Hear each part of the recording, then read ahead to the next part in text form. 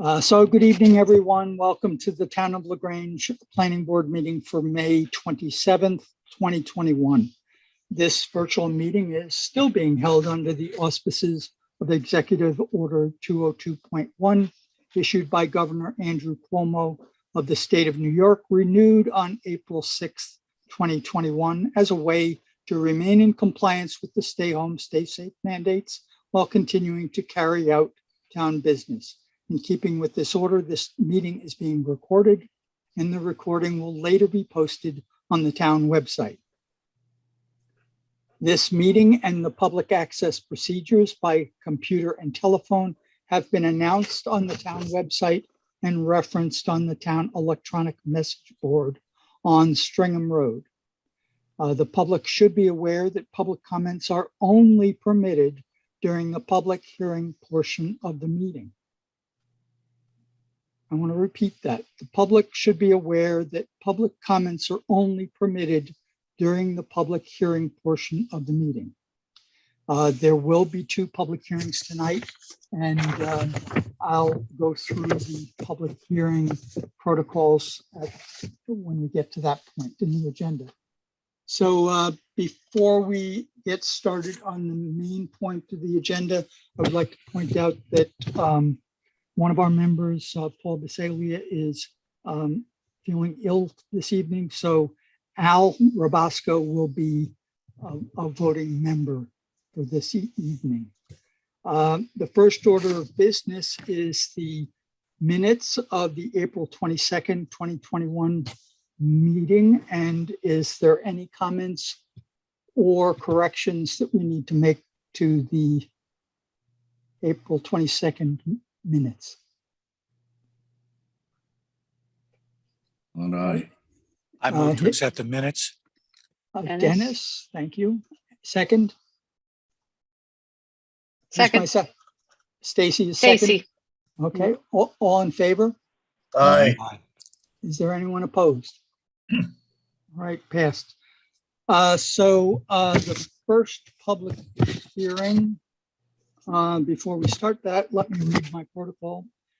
During the public hearing, the public can unmute themselves and indicate that they would like to speak, or by using the raise hand option. This will allow us to see that you wish to speak and recognize you in the order that you raised your hand. When recognized and unmuted, while it's not required, we ask that you state your name and address and make your comment or question. In the case of some public hearings, the planning board may require that each commenter's time be limited so that there's time to hear from everyone. On a computer, tablet, or smartphone, there are on-screen controls to indicate that you raised your hand. If you're calling on a telephone, you can use *9 to raise your hand and *6 to unmute and mute yourself. When you've completed your comments, please remember to mute your line again so that the next public commenter can be recognized and we can proceed without interruption. Also, please note that public comments should pertain to the application being considered and that they are to be directed to the planning board and the applicant, but it is not a dialogue or a discussion between the public and the applicant. The applicant is required to respond to all relevant comments and concerns in writing to the satisfaction of the planning board. And I do want to emphasize again that during the public hearings, we have a public hearing on AGS Commerce and a DACA special use permit. Those are the topics of those public hearings, and comments from the public should address those specific applications. All right.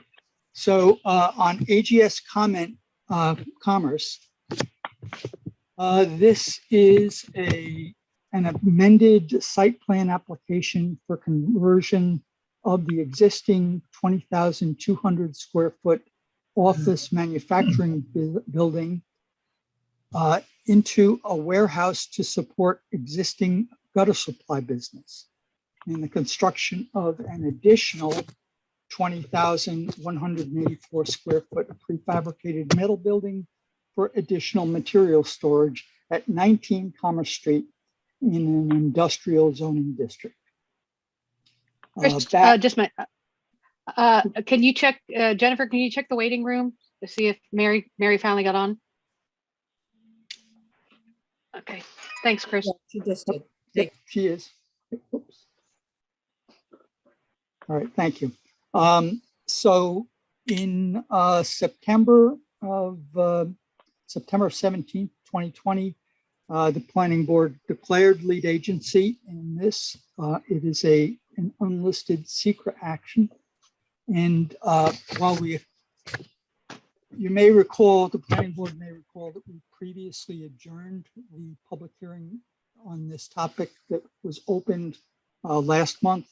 And the intention was to get some feedback that would allow us to potentially make a secret determination at tonight's meeting. It turns out that there has been a development that Jennifer has noticed that we may need to circulate this to another agency. So we may not be able to do the secret determination tonight. But first of all, I believe that what we'll have to do is we'll have to open the public hearing, and then we'll have to adjourn it again afterwards, after anybody who may want to speak. So could I have well, before I open it, Mr. Day, are you on line? Maybe you'd want to describe a little bit more in detail the nature of this application for the public.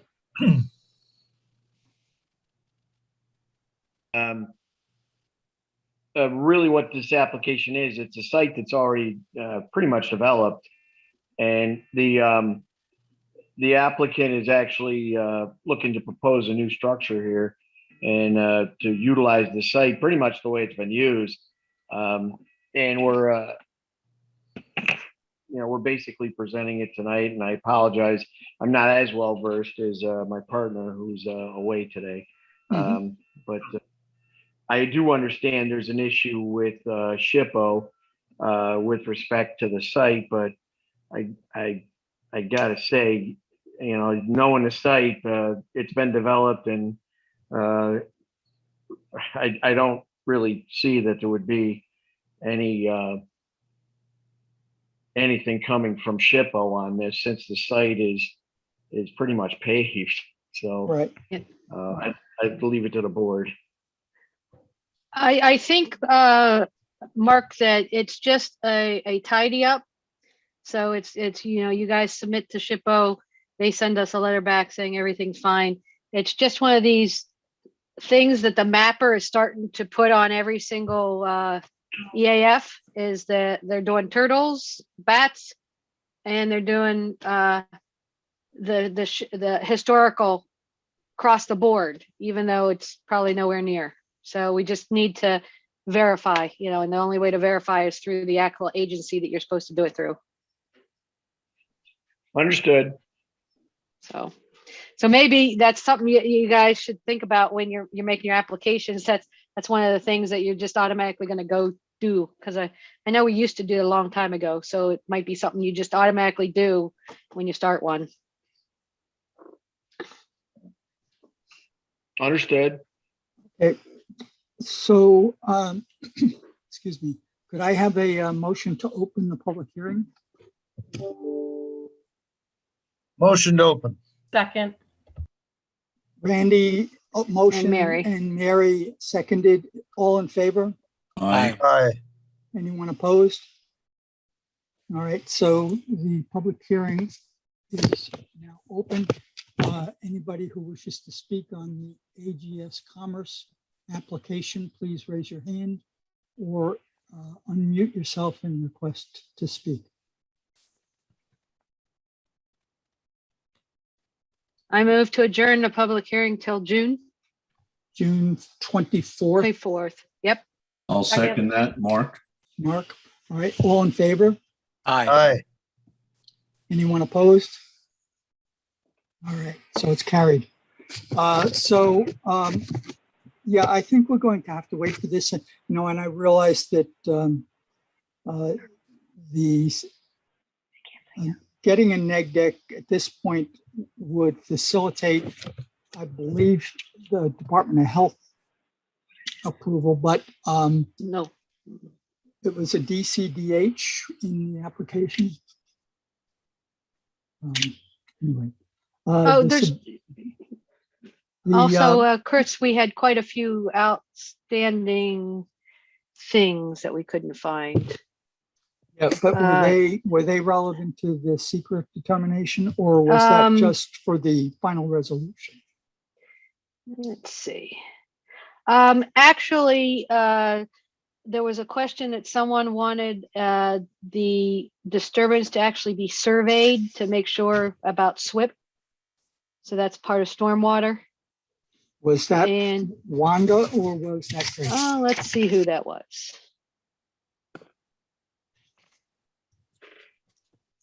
That was. Do we have anybody in the waiting room? I keep saying First review. a phone ringing. Nope. No, Okay. I'm in the waiting room. I'm not sure if I might have been Wanda's. I'd have to look. I know that she had a March 19th comment letter on this topic. So, Yeah, let me. and I do know that she talked about limits of disturbance there. I didn't see a survey requested. Somebody requested that. I saw that in somebody's comment memo. Done. Greg, could you unmute, and do you recall seeing that comment?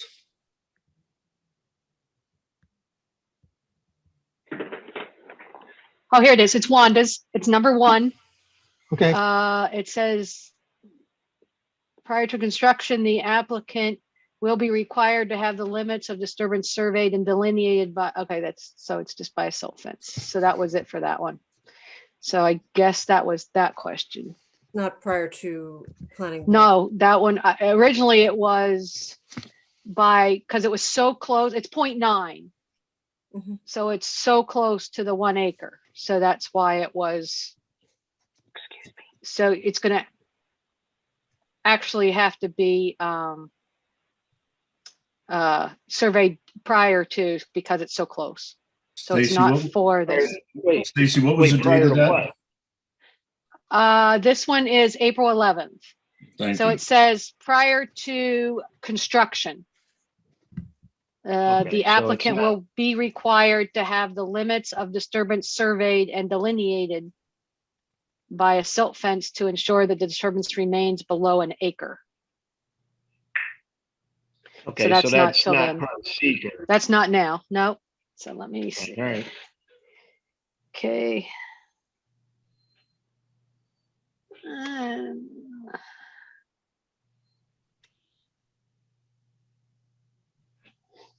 Okay, then the county still had their stuff outstanding, and we still have to talk about the street trees and go over the landscaping. So did you and we're also waiting for a new plan. The last plan was 4-1. And Greg had some comments, I think, that needed to be addressed.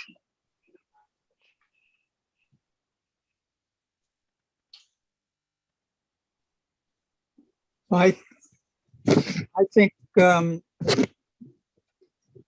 what's the next application deadline on this one? Do you recall the date? For the June meeting? Yeah, you're still muted. June 3rd. June 3rd. Okay. So if you can get that stuff to us next week before June 3rd, or Okay. if we can, we'll proceed on that. Yeah, just clean up Okay, Greg's very good. comments. Yeah, clean up Greg's comments and see if you can put some kind of trees anywhere within like the along the front where the parking, just to break up that parking area a little bit. I know you had some low stuff, but I think the county, because I think you never had the SDS delineated, correct? You just have where the clean out is and that's about it? I think it's actually shown on a plan. Oh, because the It's last showing plan it- I saw didn't have that. So let me check. April 1st plan shows it in the corner where the road is. Okay, so where that tree is, the one tree, right? There's one tree there, that corner? One tree they talked about. Yes. removing. Okay, let me go back. The one tree they talked about removing. The question is whether the board would like to see them add trees. Right. So I'm trying to find that document. 4841 cover letter. Okay, so where's the There document? might be a second tree removed if they need to change the curvature of the entrance for the truck loading dock in the back.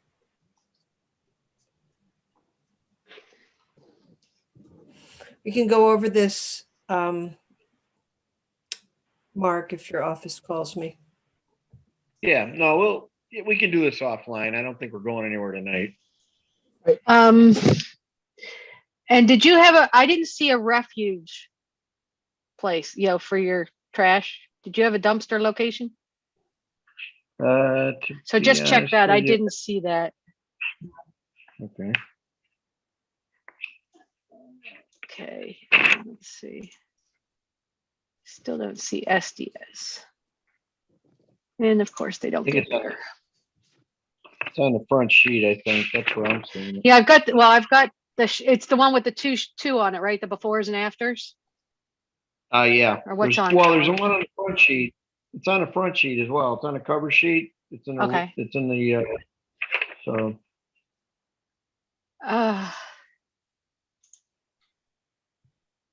I can't get it to blow up on my thing. but what's the concern about the septic? We got to get some street trees in there somehow, because that's the code. Yeah. And we're seeing Yeah, if we're we gonna can get put in- street trees in there, but you can't do it if the septic's there. That's the issue. Yeah. Yeah, and Yeah, that see, I septic don't- is there. See, I don't see anything that says SDS on there. I see AC unit, high voltage box, utility box, mechanic equipment, chain link fence. Where's SDS? It's the 4 lines. There are 4 dashed and dotted lines there. See them? No, I do not. Let's see the next sheet. It's shown on sheet 1, sheet 2, sheet 3. Unless, for Interesting. some reason, Let me see what my revision date is Showing on on- this. Oh. it's actually shown on sheet 5 too.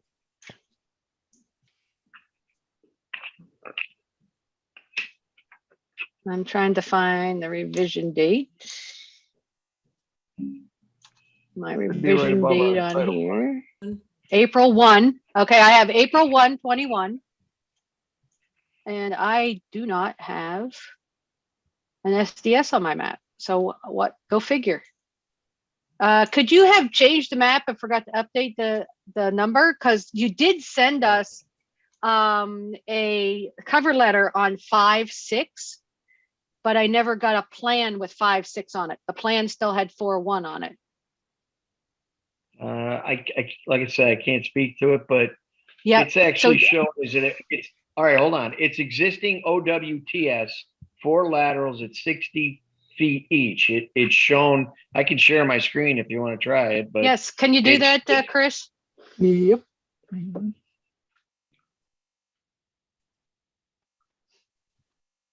All right, you got control, Mark. Okay. It's right here.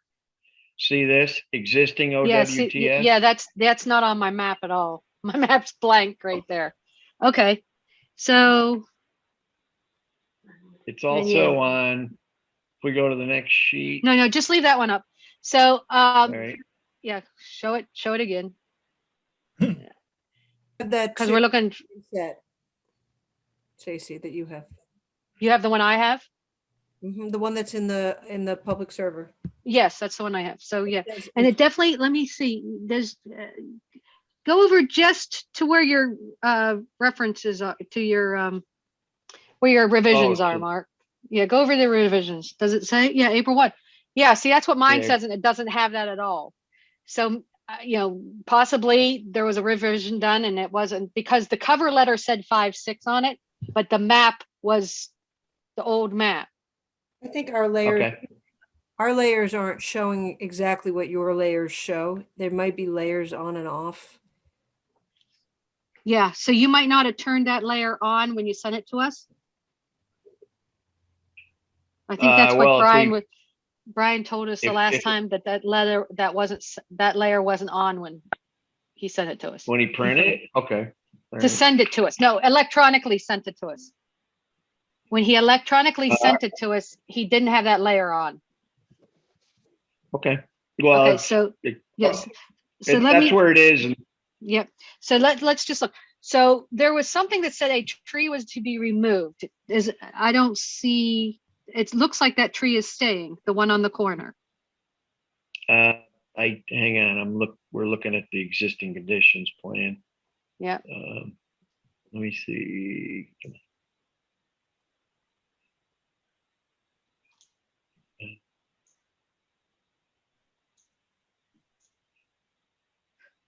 I don't see why it would be removed. It's already Yeah. there and the septic's already there. So Yeah, see, the county Um, said that on their plan, it said it was to be removed. So, okay. So let's see. So along that street side, we probably, you already have, and you're keeping those two other ones also along that side? well, the one's shown in a parking area, so that one's got to go. The one in the to the north. See where it says parking spaces up there, right here. This Yeah, one. you're keeping those, right? Yeah, over there. No, That one's being taken out because it's over it's the got to be. pavement. Yeah, there's parking. Yeah. Yep. Okay, so maybe if we could put one just inside that area there, Okay. put a tree in there. Okay. We already have, there's trees there, and I don't know if you can fit one more on that side before you get to the septic. Whatever. I mean, I got to be something- 10 feet. I got to be 10 feet from the septic. So if we got room to stuff it in there, sure. Yeah, stuff one in there. Anybody else see any place else there should be some?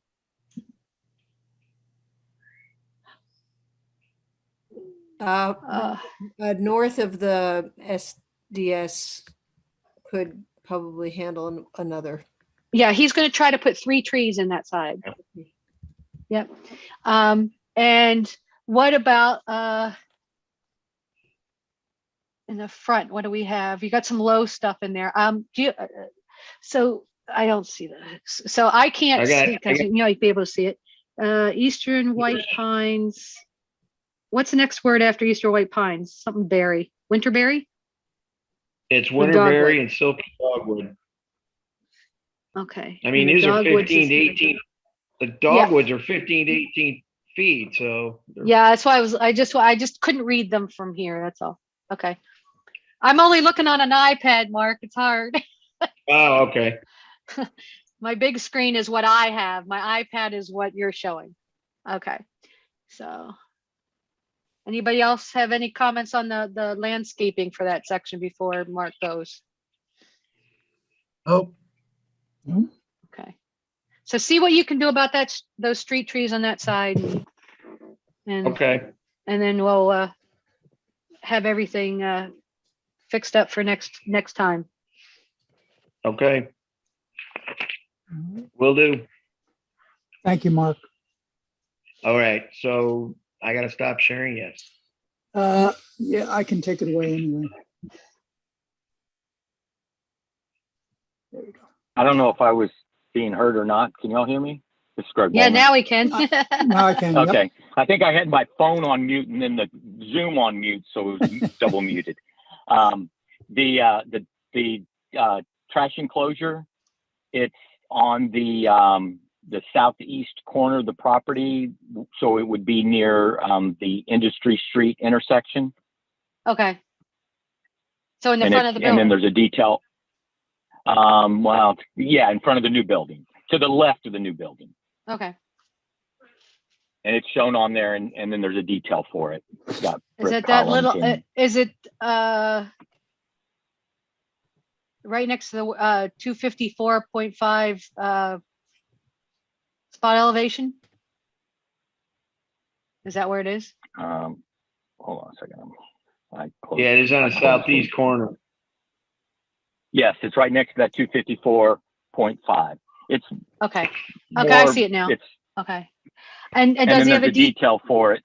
Yep. And There's a with- detail at brick along the face the part that would be facing the street and along the back, and then the gates. So it's a brick CMU finished surface to match the proposed building. And then we have those 8 three eastern white pines in front of it. Okay. Yes, Okay. I'd go to another plan.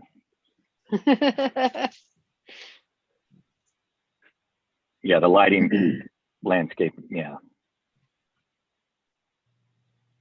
Oh, okay. Yeah. I see. Yeah. Uh, Yeah, it has yeah, the and- 3 pines there.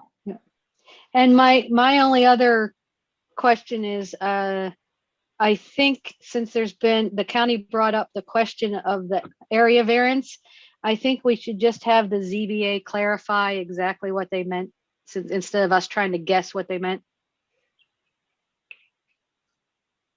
Who So if we will do just- that?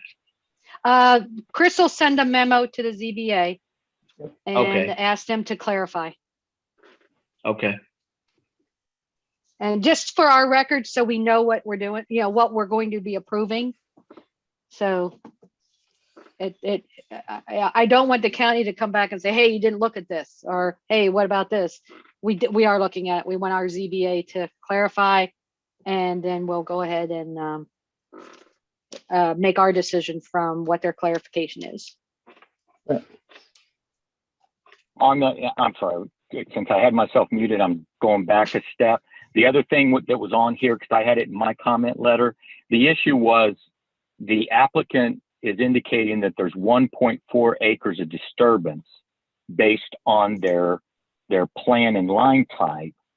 However, based on the notes on the plan, they're only doing an asphalt overlay of the parking areas, the existing parking areas, so that wouldn't be area disturbance. So they need to fix that. Okay. Does that make sense, Mark? Yeah, I got it. Yep, I understand. Because the existing blacktop is shown to just be an overlay, but then it outlines it as area disturbance, and then when you add up those areas, it's over an acre. Yeah, it makes sense. I see it. Yep, we can fix that. Okay. So that's one of my notes on my comment letter, was that needs to be corrected, or Okay. should delineate the difference between land disturbance, because that was one of the things that was part of the town permit for land disturbance includes asphalt overlay, but area of disturbance from a switch standpoint is a different definition, and that's the clarity that needs to be delineated. Okay, we can take care of that, Greg. Oops. All right, Okay. is there anything else we wanted to discuss about this application before we move on? I think not. Okay. So thank you for that, Mark. I think you have a couple of other things further down the agenda. But right now we're going to move on to the DACA accessory apartment. This is a special use permit application for an accessory apartment located at 6 Johnson Road in a residential district. This is on 0.44 acres. It's also a type 2 secret action. We have owners are Martha and Robert DACA. Do we have somebody here to represent this application that can describe what you're planning to do for the public? Yes, it's a raised ranch, and it had an existing summer kitchen, if you will. It did not have a stove. The stove was put in. When we found out that we needed to actually go for a permit, we followed the process and did everything that we needed to do. I'm disabled currently, and up and down the stairs is becoming very, very hard for me. So I wanted to be able to stay on the one level. And so I'll be residing in it with my family. So while it's legally an accessory apartment, there won't be outsiders there. It'll stay just as it is. Okay. So we're not really doing anything other than making sure that we're in compliance with the town. All right, thank you. So could I have a motion to open the public hearing? So moved. Mary? Mary, Do I have a Second. It's Dennis Second. has seconded. All right, all in favor? aye. Well, anyone opposed? All right, carried. So again, you can use on-screen controls to raise your hand, *9 to raise your hand if you're on a telephone, *6 to unmute and mute. Is there anyone who would like to make any comments or ask any questions about this application? DACA accessory apartment.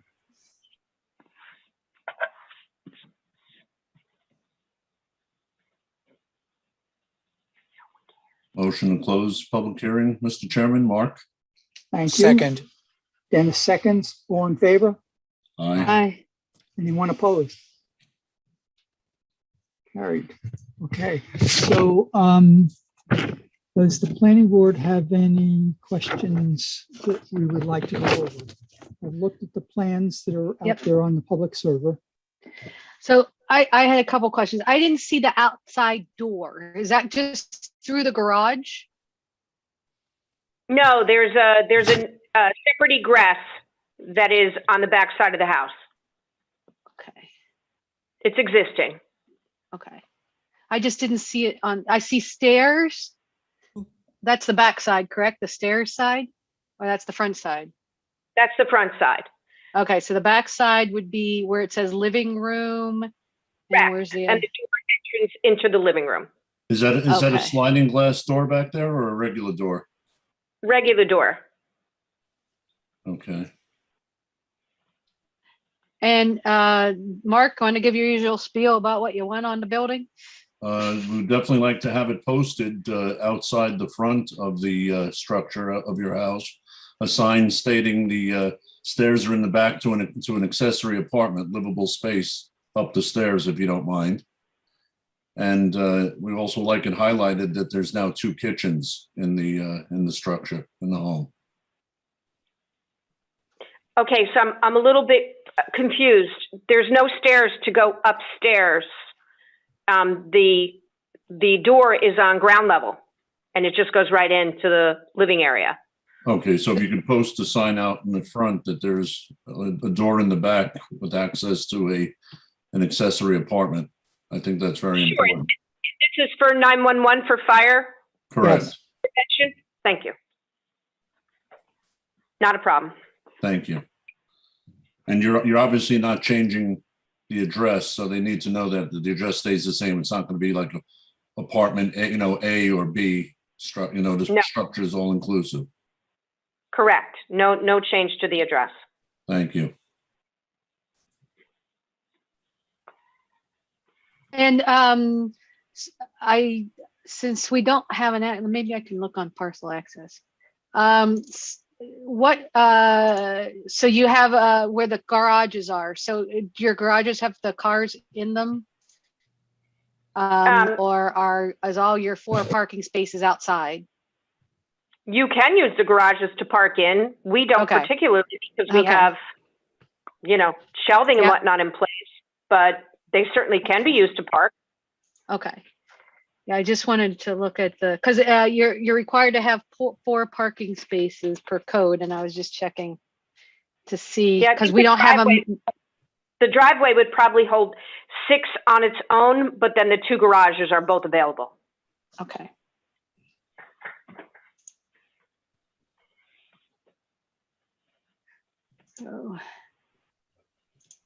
So the front door, it just goes downstairs now? Is that how that works? Upstairs. Front door, it's a raised ranch, so at the front Right. door, you have up and down. Correct. So your front door still goes up or no? Yes, Okay. Does it go down also, just for your other family? yes. Okay. And are you also adding, I don't know if you're propane powered or gas powered, are you adding any additional propane tanks or any gas tanks or anything like that in addition? No, there's none needed. This is all existing. Okay, very good. Okay, thank you. And Greg, You're welcome. I'm assuming this is a permitted use if they're owner occupied, correct? That's Yes. right. Yes, So what happens if you move out?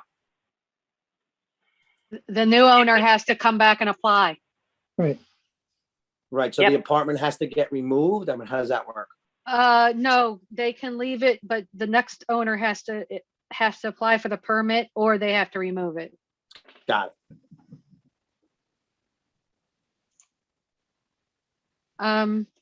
Let's see, I had one more question. So, before you built this, how many bedrooms did you have in the house? total of 3 bedrooms still, always been 3. Okay. And do you have did you have to give in a report that your sewer and water was okay when you applied? I believe so. Okay. Stacy, they're not adding any bedrooms. Yeah, know, no, we're but- not adding a bedroom, no. Yeah, so they only have to go to the health department if they're adding a bedroom, but it Right. also states in the code that they have to comply that that their sewer is properly working and that their well is properly working. And I just was Yeah. wondering if they turned that in. Okay. Okay, I'm good. Okay. Any other questions from planning board members? Okay, so in the public server, we have 2 resolutions out there.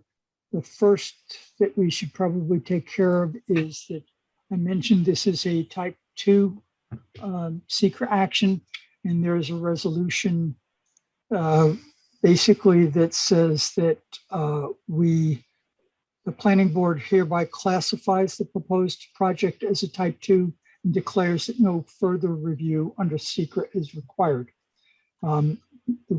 Is there anybody that might want to discuss that? No? Then could I have a motion to approve that resolution? Mr. Chairman, just a moment. I posted the resolution prior I to know.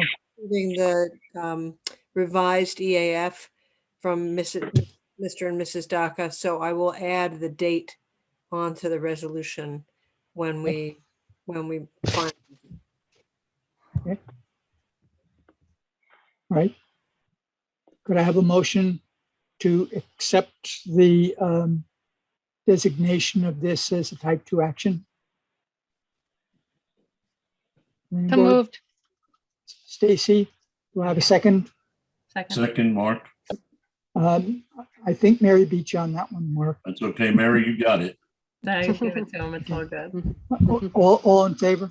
Aye. Aye. Anyone opposed? All right, motion approved. So then the second resolution is, but- Before we do that, I think that we have to do the blanket waivers that Ken had told us about, that like that we don't need a stormwater management plan, we don't need a landscaping and grading plan, we don't need a lighting plan, we don't need a cuts and fills and erosion and sediment control plan, and that we can waive topography, the 100-year floodplain, we can waive all the those things because there's nothing happening on the outside of the building. The only thing that we had to check for the outside of the building was that they had the 4 parking spaces. okay. And that's because the code currently requires those things, yes. Yes. Does the building department inspect this for code railings? As you know, obviously we have 2 entrances now and stuff like that. But does Ken look at that? Yeah, Ken does all the interior build. Got it. And we just do the special use permit on it, which is Got it. Just the use of it, right? the use of it, Okay. and make sure that the parts that are in the zoning code are met. Okay. So I don't know if we want to just waive everything that one at a time, or just want to go through what I just listed. That's fine. Yeah. What? Lisa, is there a requirement one way or the other? Nope. Okay, so Want me to perhaps, list them out? Want me to make the motion and list it? yes, please. Okay. So I move that you waive because there is no changes to the outside of the building except to prove that there's 4 parking spaces. The lighting plan, the landscaping and grading plan, the stormwater management plan, the cuts and fills and erosion and sediment control plan, topography, soil types, designated wetlands, 100-year floodplain, terrain with excess of 10% slopes, and the location of large trees. All right, that was easy for you to say. Now, can the person who seconds please repeat all those back? No. I'm kidding.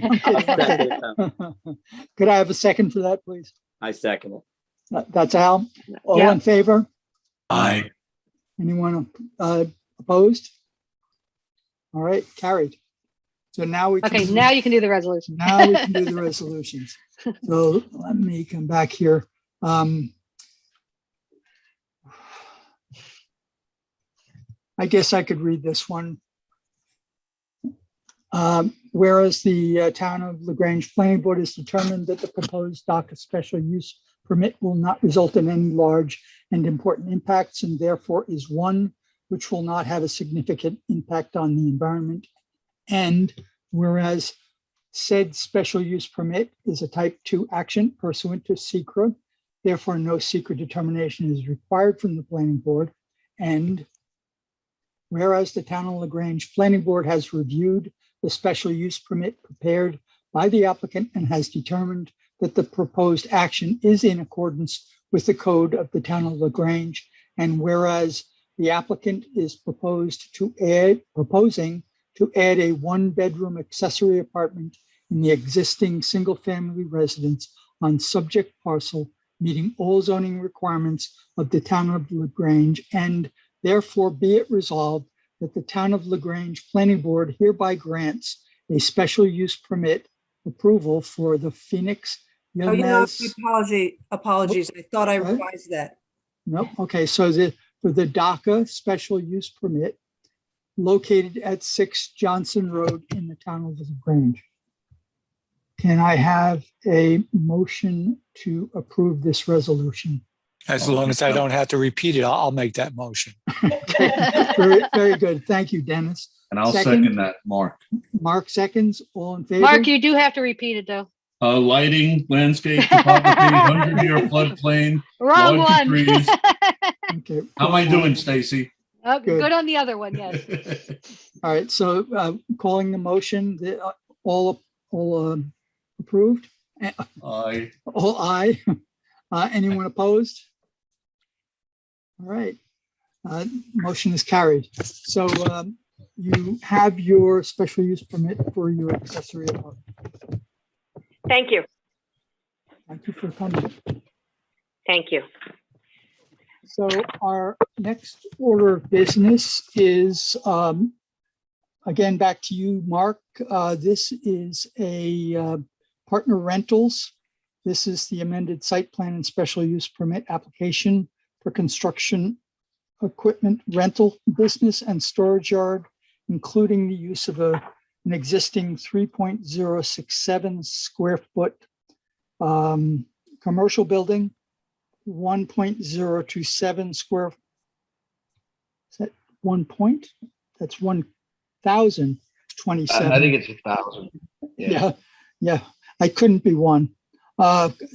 Covered storage and construction of a 6,070 square foot prefab building on an existing 6,070 square foot slab at 84 Knoxon Road in Manchester Gateway Hamlet. This is also a secret type 2. And let's see.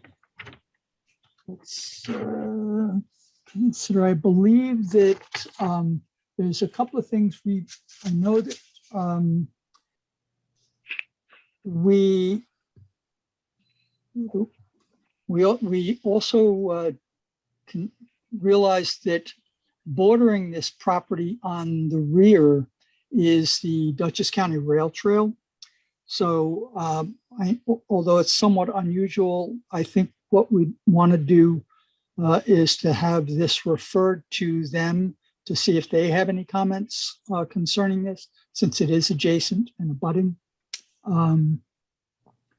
We also had some things about some other, I know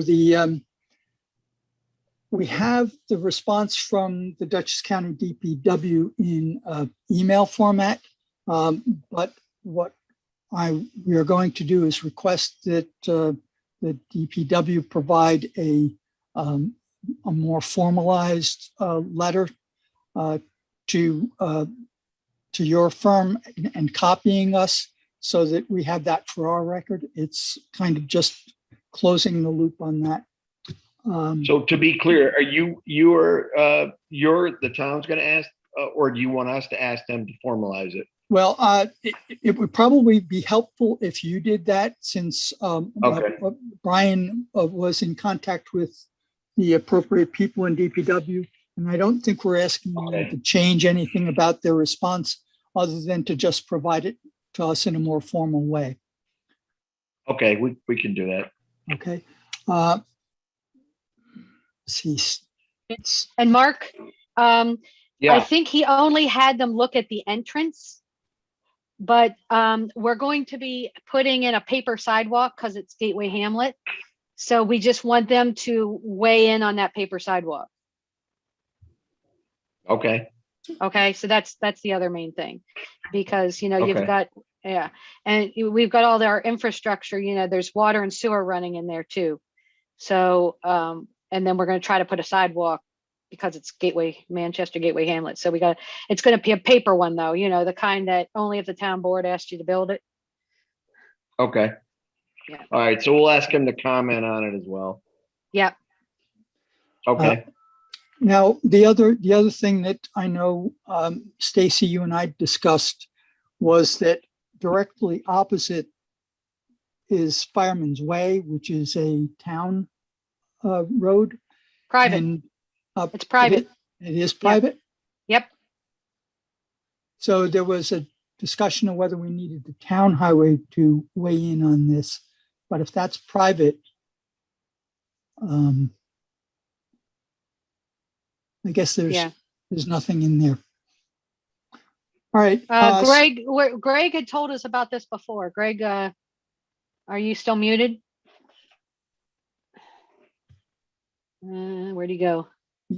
He's down at the bottom of the screen as far as up for me.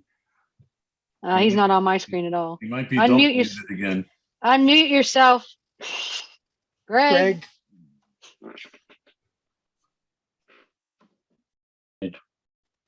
You're muted, Greg. How about now? Okay, you're good now. Now you're good. Okay, so before, when we had actual projects on Fireman's Way, you said that the town highway department will weigh in on those. What about when it's a location that's across the street, that he doesn't have to do that, or because it's totally on the county Knoxon Road? Right. I'm sorry. I'm not quite sure I understand the question. So does Mike have to weigh in on anything on this? Because the Fireman's Way is directly across the street from the entrance. Did Mike Kelly have to weigh in on anything? No.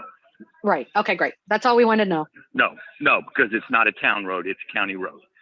So it would be the county that would be the one. Right. And then we have the private road directly across the street. Correct. That's why we were Fireman's asking. Way is a private road. It's not a town road. Right. Okay.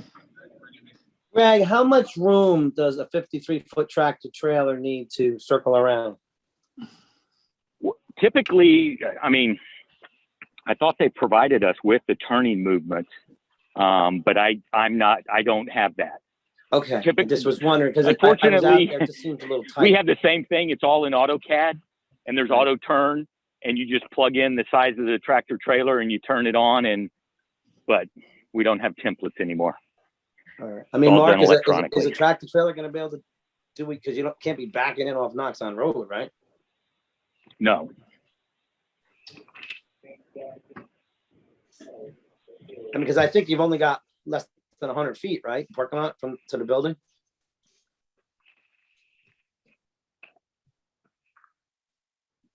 Yeah, I don't see Between that we did the- one.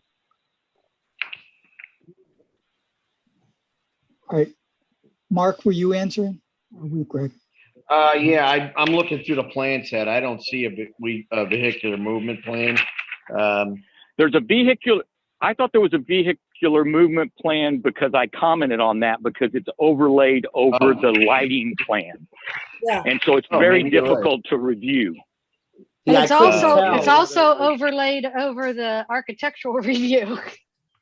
Yeah. So I think that was one of my comments is that the vehicular movement plan, Oh, it is. because there's a separate lighting plan in the drawing set. So the vehicular movement plan shouldn't be overlaid on the lighting plan. And Greg, what yeah, is you the know what happened? percentage? I don't know if you know this. I used to know this. If a building is being renovated and you have to go past 50%, what's the percent that you have to now meet the new code? I don't know what that percent is because this building's pretty bad. You know what I'm saying? Like, in other words, if you have to rebuild more than 60% of a building, do you have to now meet today's code? I don't know what the That percentage would be a is, that's what I'm building department. Yeah, that would be the building department I know that would have to Ken make that determination. required. Right. Did you guys get an engineer report on that structure yet? Because what if, at best, you got a 50-50 shot. So if you end up tearing it down, does that change anything? I mean, that's a pole barn with poles in the ground. I don't even think they're pressure treated. No, I looked at the building, not for this owner. I looked at it for someone else. And, basically my take on it was there wasn't a whole lot you could save on this. So That's what I'm saying. So is it going to change? And how old is that building? I mean, those things look like they look like rough sawn. You know what I mean? They look like old, like just old barn beams. You know what I mean? So if you tear it down, are you going to change anything? I mean, obviously, if you tear it down, you're not saving anything, right? So then you got, then you can do. Well, whatever.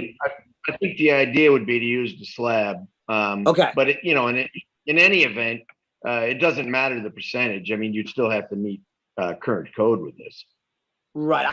I doubt you're going to get past the engineer even saying that structure is okay. But I thought Brian said he wanted to reuse that building.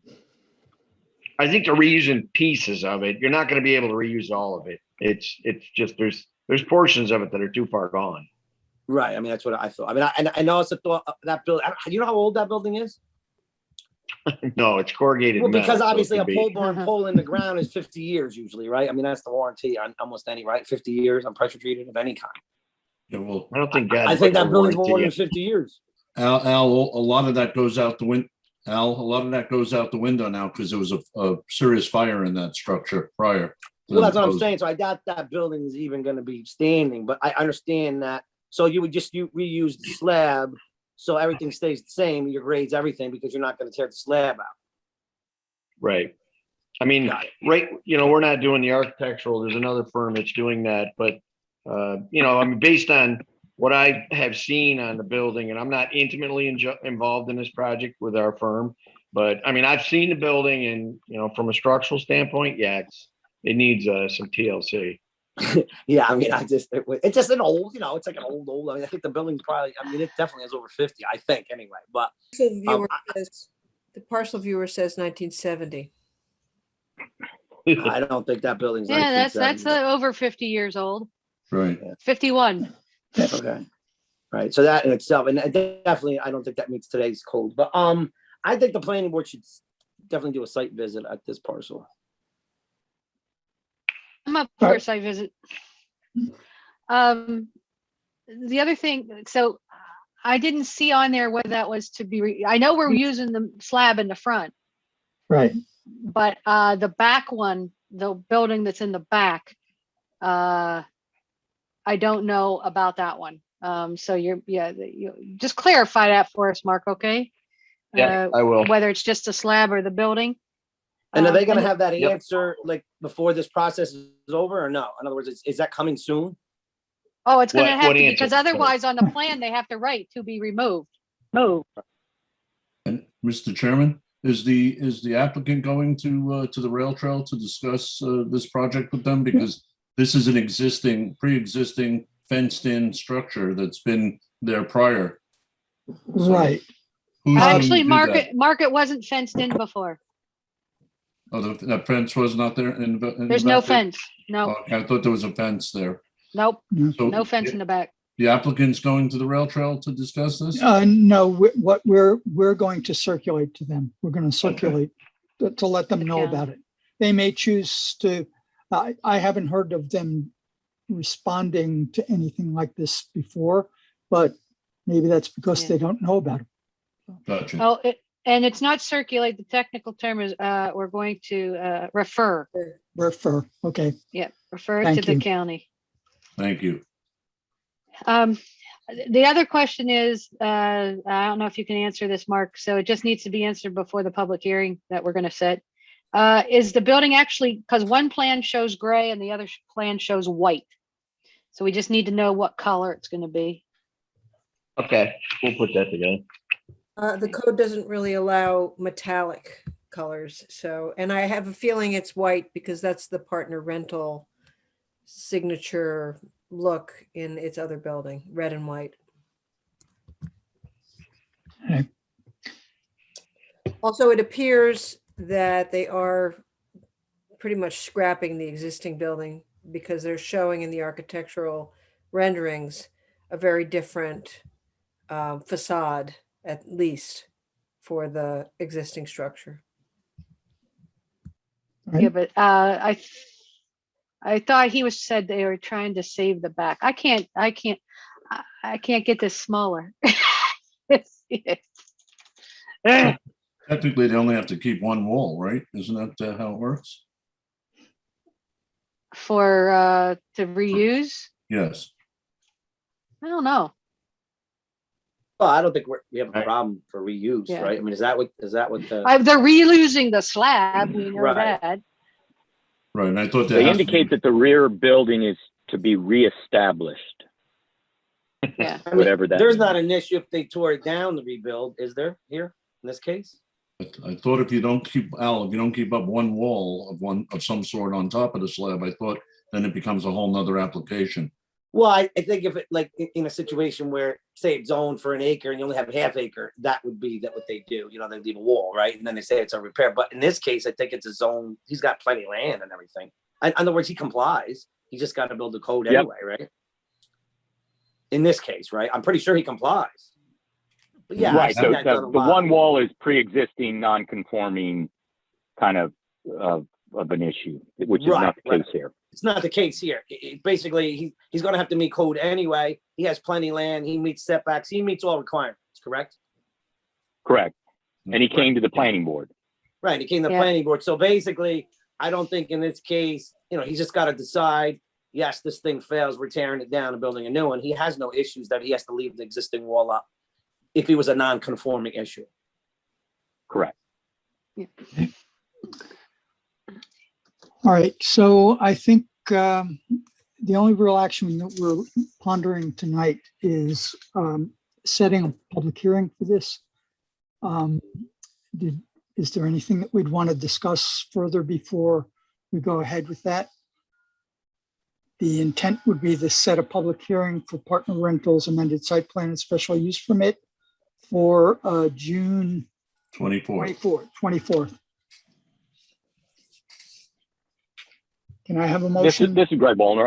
I'm sorry, this is Greg Bolner. I Go just ahead. wanted to weigh in. I don't see any issues, but I would like to see the applicant clean up a few of the items that I have on my comment letter, just like the turning template being on the lighting plan, if they can just have that on a separate plan.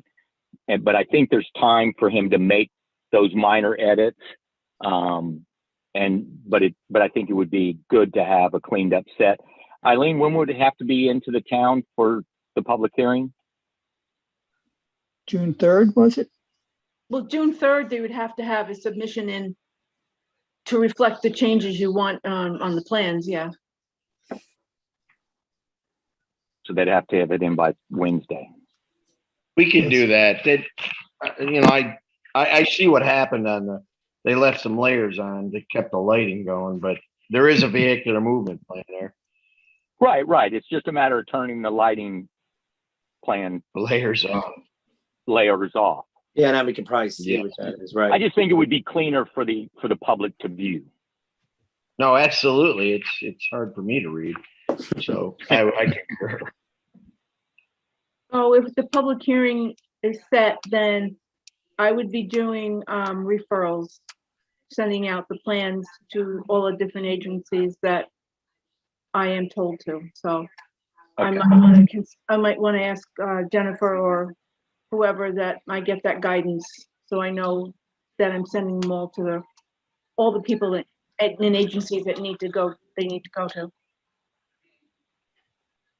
All right. All right, so could I have that motion to set the I'll public make, hearing? I'll make the motion to set the public hearing. Thank you, Dennis. Do I have a second? Second it. Mary seconds. All in favor? Aye. Anyone opposed? Carried. Okay, the public hearing is set. Thank you. Thank you. Thank you. Thanks, Oh, Mark. wait, Take care, Mr. Mark. Chair, before Mark leaves, I don't know if this is his last agenda item. No, he's coming back for another one. Okay, so It- I do know on this application, though, there were waivers that will need to be granted, and I believe that you wanted to have the applicant formally request those waivers and justify why they should be granted, and then the planning board could take that up at the next meeting if it had the information from the applicant.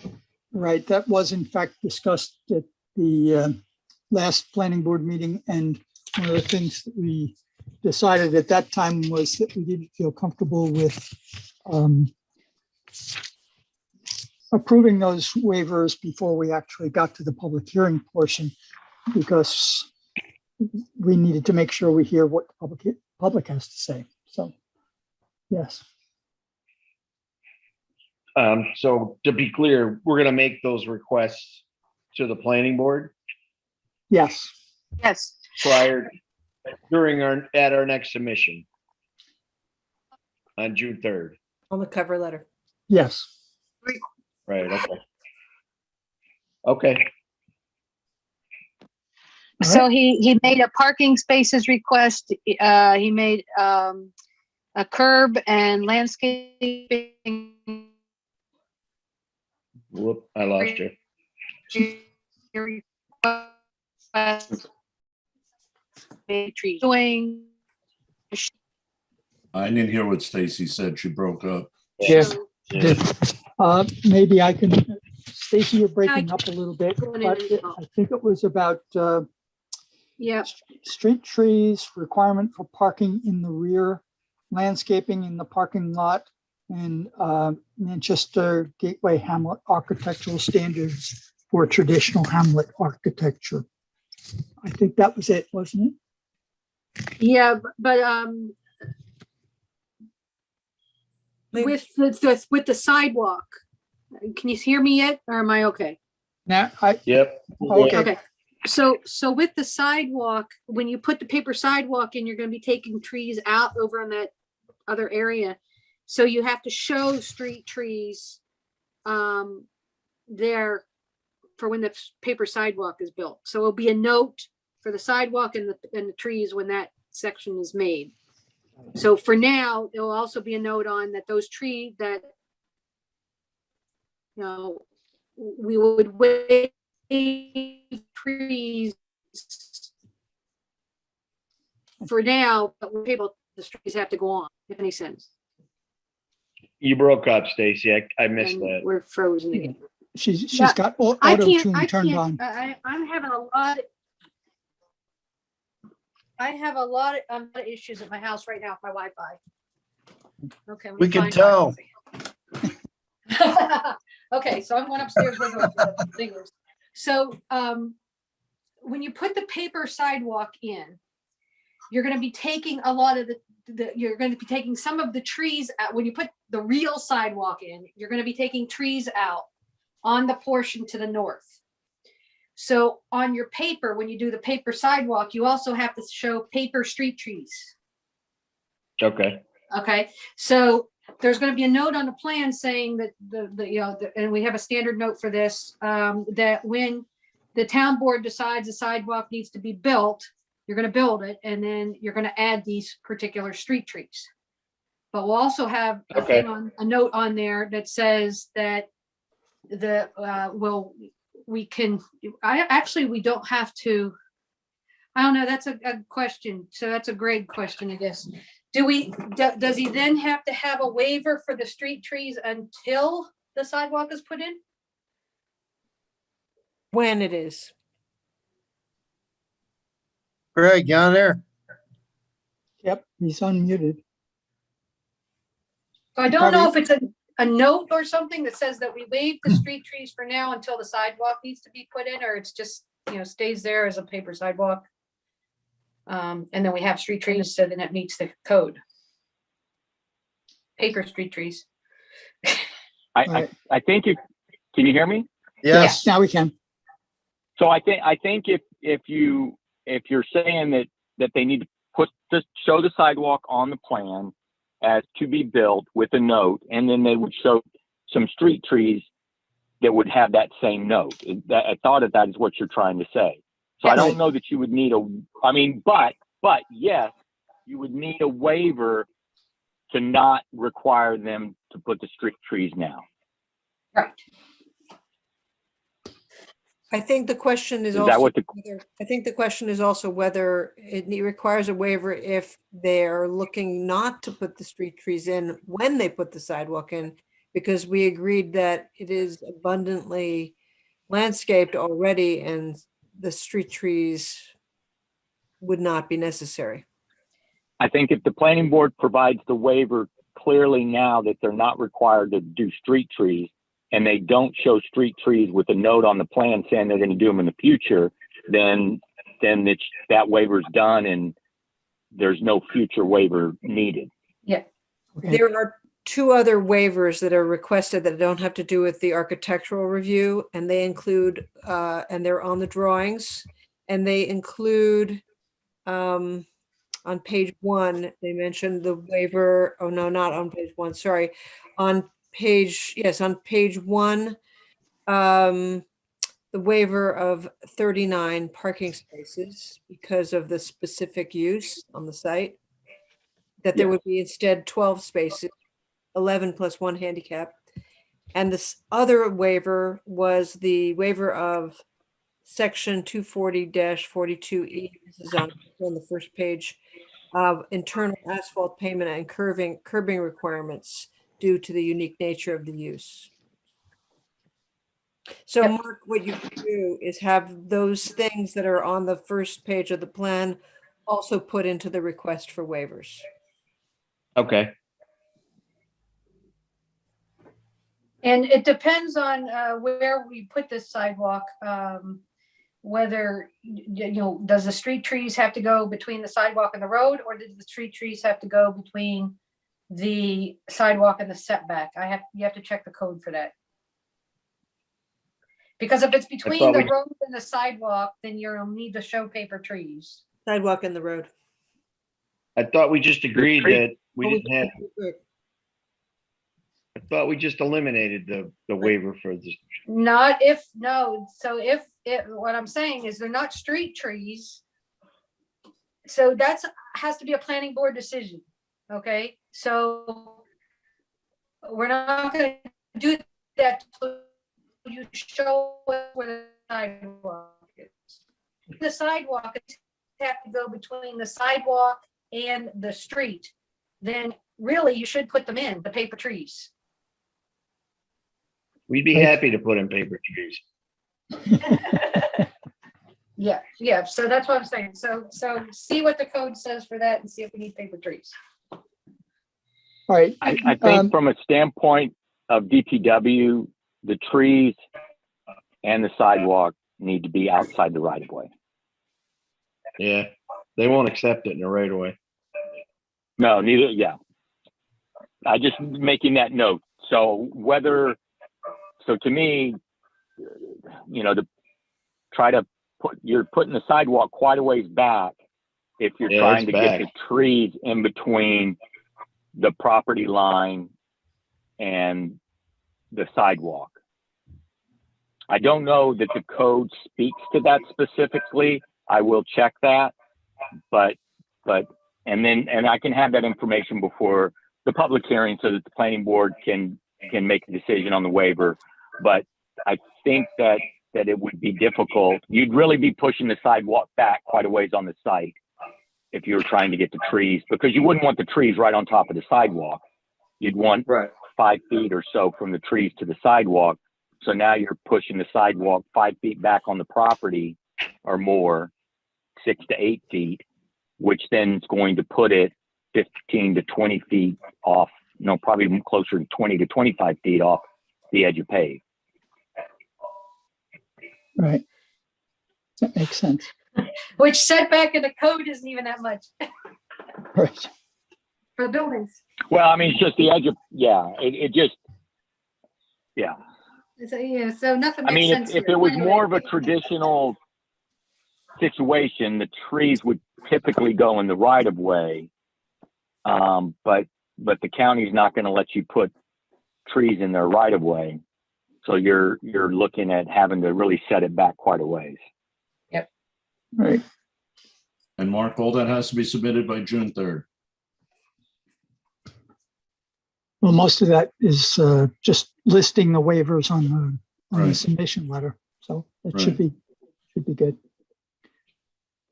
And putting the Okay. paper sidewalk in so we can circulate that. Yes. Right. Yes. All right. Can we move on now? All right. We have one addition to the agenda before we move to the two pre-applications. We did have a request.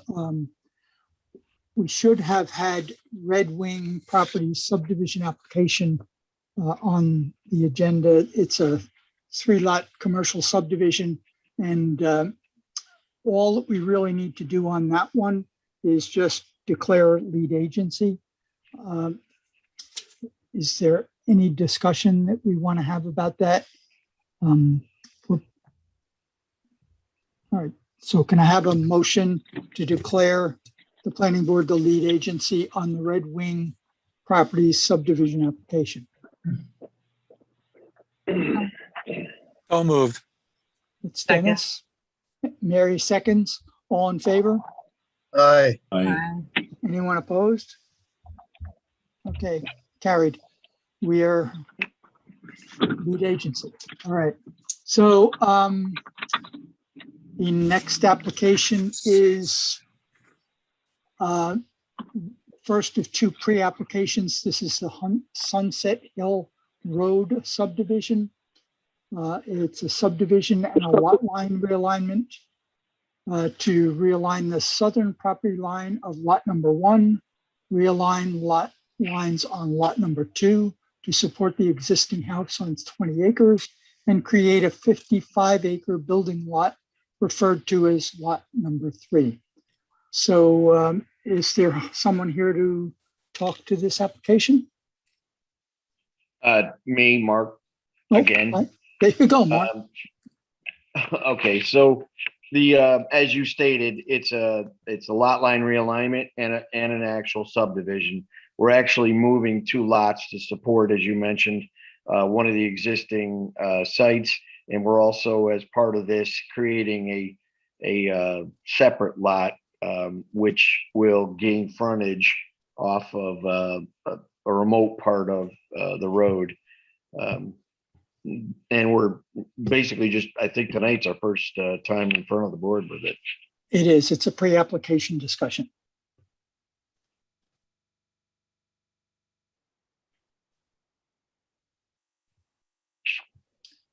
This is Tara Kelly. I'm the project manager for Monica Wombold. Actually, actually, Mark, this is the first time you and I are meeting because we've Yes. mostly been dealing with Brian Stokoza. So thank you for being here tonight for us. And Monica Wambold is also on this call in the event that Chairman Marbach, you or your fellow board members have any questions for us. Okay. Well, we would just like you to take us through what details might be relevant for us to consider before we decide to move forward with into the application phase. Okay, Monica, would you like me to take that? Okay, I think you said yes, you're muted. But I'm unmuted, right? Yes, you are. Yes. Okay, all right. I'd said good evening earlier. Sorry, I was muted. Okay. Nice to meet you. And my other name is Gerard Sharp, which is the official name on the documentation. Okay. So thank you. Thank you. Go ahead. Okay. So the impetus behind this application is really the lot line adjustment. Monica and her husband own the surrounding properties, what we're calling Lot 1 and Lot 2, which is currently 77 acres, and we want to make closer to 21 acres so that it is more attractive for resale, which is the goal here, to spin off that piece of property, which already has a house, a cottage, a pool, barns, paddocks, and sell it as its own property. In doing that, we are inadvertently creating a subdivision. So while there are no plans to develop the new lot, we understand that it does need to still meet certain codes. So the purpose of us bringing this to you as a pre-application was to make sure that we really understand everything that you require. Jennifer's been really helpful to us as we've gotten to this point.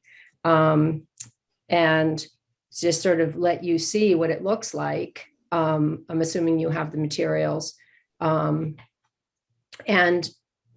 be able to answer any questions that you might have as to whether, what issues that we might not be aware of that might arise because of this. Okay. Just briefly looking through some of what we were provided. Because it's an existing house that they're subdividing off, is this still creation fee purposes? So they know, is this 3 or 2 or 1? I'm sorry, rephrase. In other words, Town of LaGrange has a recreation fee for each lot subdivision. I don't know how this applies. Actually, I was asking Greg Oh, okay. or if he knew. Greg, do you know that? Like how this would work on that?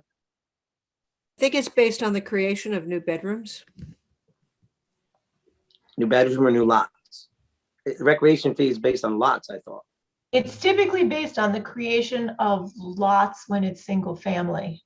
So if you're creating a new residential lot, that would be what it's based on. So in this instance, there is 1 lot now, or? Yeah, well, yes, the lot that is being subdivided is 1 lot. It will become 2 lots.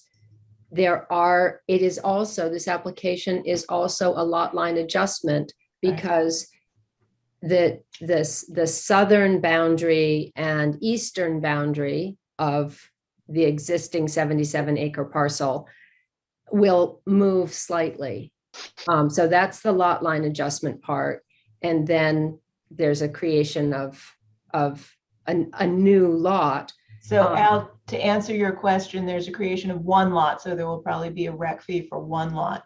And then at some point where it becomes, where there may be an application submitted for development, then at that point it would become the number of bedrooms or other criteria. Oh, got it. Okay. Right. So they don't have to, if they get the subdivision, that fee doesn't get paid until later? Or does that have to be paid? A rec fee for 1.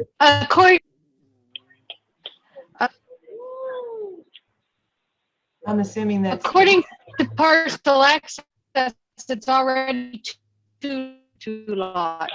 We can't hear you, Stace. She said, according to parcel access, it's already 2 lots. Right, it's 2 lots that will become 3, and a Right. lot line between 2 of the lots will move also. So they're looking at one recreation fee charge, I just want to make Now, them aware so they right. know. Until This is now. Greg time Borman. is Yes, where that they is might wanna correct. come There would be a into the- recreation fee applied to the 1 lot. And how much is that? Just so they know what they're dealing with. I don't know what it is. I don't know what that is. That I don't typically get involved in that. I just know Okay. that it's It's per lot 4,000. created. 4,000. 4,000. Okay. Oh, it's 4,000 now? Okay. I know And it's it's 35. set by the town board. It's not something that this board would do. And may I ask what the recreation fee is? You mean the purpose of the recreation? Yes, fee? yes, yeah. The idea is that when a new recreation lot is developed, there is likely to be new residents coming into the town. And there might be a need for parkland, a need for additional services provided by the town, recreational services. So it actually comes from New York State code that when lots are created, there is a rec fee that's generally generated at that juncture. Okay, thank you for that. Well, In Brian Stokosa's letter to the board with the pre-application, he mentions that the subdivision application will be filed as a non-realty subdivision. Does that affect the rec fee? I mean, is that Okay, significant? and I'll look into it prior A to.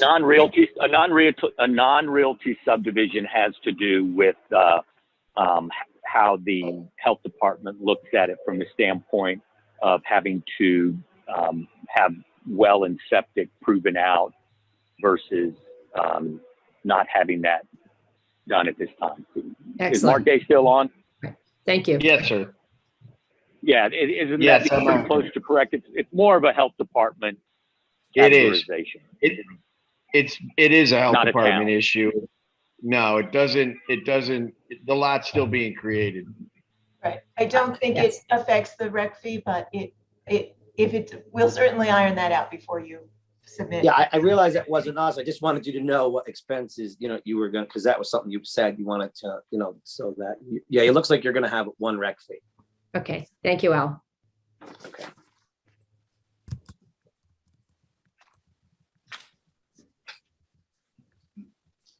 Do we have any other comments for these folks? I'm on my phone now. Okay, good. Yeah, I'm having a Wi-Fi issues today. I'm sorry, your Everybody phone's else breaking went up. down and out, Stacy, but not you. Next it'll be Morse code. Well, if nobody on the board has a question for Mark or myself or Monica, I have a couple of scheduling questions. Okay, Okay, so will this require a public hearing? Yes. Okay, Yes. thank you. And will we, I have your planning board schedule in front of me. Will this application be considered an ongoing application, or will it be considered a new application? No. it's new. It's new. That means that we would not be able to be before you again until July 22nd. That seems likely, yes. Okay. Now, have you submitted an actual application at this point? Yep. This is all we've submitted. What you have in front of you is all we've submitted. We could very quickly submit the actual application if that would make a difference. We'd be very happy if we could move along, if you were able to let us move along to the application phase.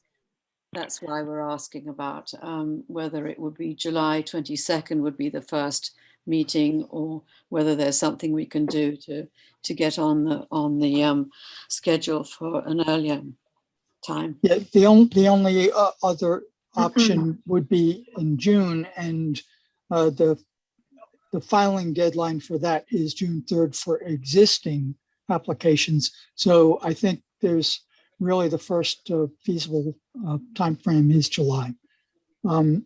The reason why I asked about the application is once we receive your application, then we can get estimates from our consultants on what they'll need to review. And then we can set escrow for this. Once we set the escrow, then we can have our consultants start to look at your application and make, meaningful comments about the actual plan that you're putting forward. Mr. Chairman, it also has to go to zoning for their review. It has to go to Wanda Lavigny for internal review, and Jennifer O'Donnell has to review it as well. So that's why there's such a long time in between. Right. So if they get the application in and get all the pieces to the application, and it has to be all in at the same time. Yep. You can't give it to us in piecemeal. Everything has to be at the same time. And then you give that in, and then we give it to our internal review people. And it takes about a month to turn that around. So that's why July will be your next available one to get on, because there's going to be so many people looking at it between when you get the application in with all the pieces and the July meeting. So that's why it will take so long. And then once you get all the pieces and we get all the reviews, then that moves a little faster. Right. Well, thank you very much for explaining the process.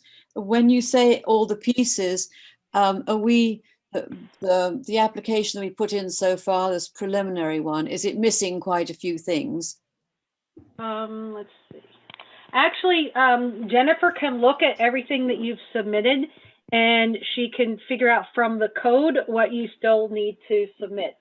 I have done that, and I sent a memo around. It's minor. Of course, we can talk about at our next planning board preparation meeting. But if the application were in before the next planning board preparation meeting, it could be on the agenda to set the public hearing for July. And we have in the past, if there haven't been comments at the public hearing and everything is according to the code, we have done preliminary and final subdivision review at the same time. Whether we've approved at the same time is up to you, but that has happened in the past. And Jennifer, you should check the EAF really fast for them so that if they need to change anything, they can do that before we give it out internally and to everybody else we have to. And also, in case they need to do a letter up to SHPO, because they probably will have to do that. So they can start now and do that. Mr. Chairman, can I just make one comment? In Sure. order for your application to be considered complete, I would need a full subdivision application. I would need the fees. I would need an EAF. I would need the escrow policy, and I would need a full set of subdivision plans. Before any of that, including the payment of the fees. So before any of that gets discussed about sending it anywhere, I need to receive all of that information at the same time. Yep. We have everything that you mentioned except the fees. I don't have any of that. I have a pre-application discussion, application, and that's it. So I don't know who has it, but I don't. All I have is a pre-application. Oh, okay. Yeah. I see what you mean. The form. Okay. No, I meant we have all the substantial documents. And then they need to, if they need to, and after you check the EAF, you'll have to see if it shows up for the pieces it's been showing up for that we've been sending people to SHPO and to PC and all that for. So, so that you can advise them to go ahead and get those pieces in too. Yeah, I have reviewed that, and I'll share with you, Stacey, and the others, but there is no SHPO nor others.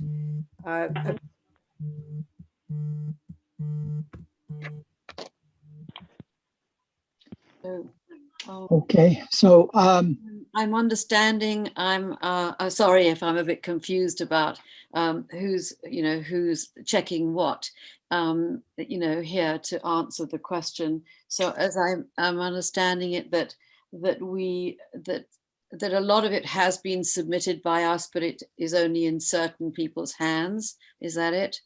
And that in addition, there might be certain things that we do need to give you. Clearly the fees and an escrow,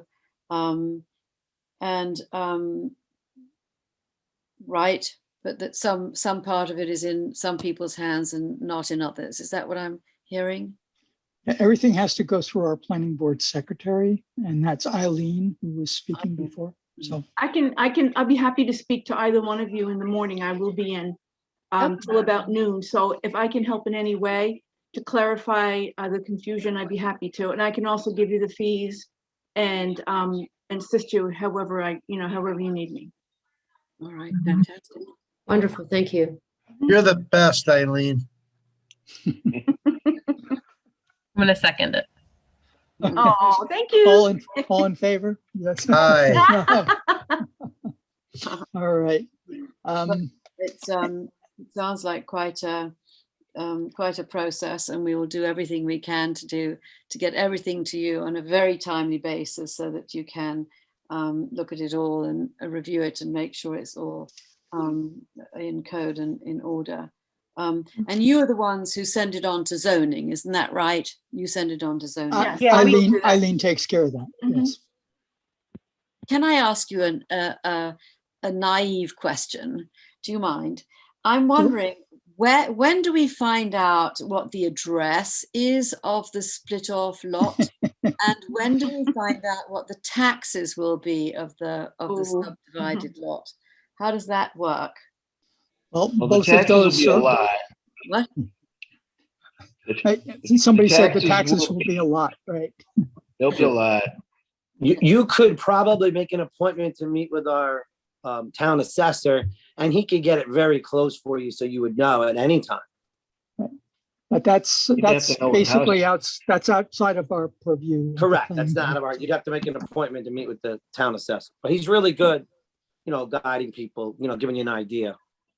As to the amount of the taxes, and I believe the address is something that comes actually from Dutchess County. Right. Right. That's after the map is filed, though. Yes. The county will issue an actual address once the map's filed.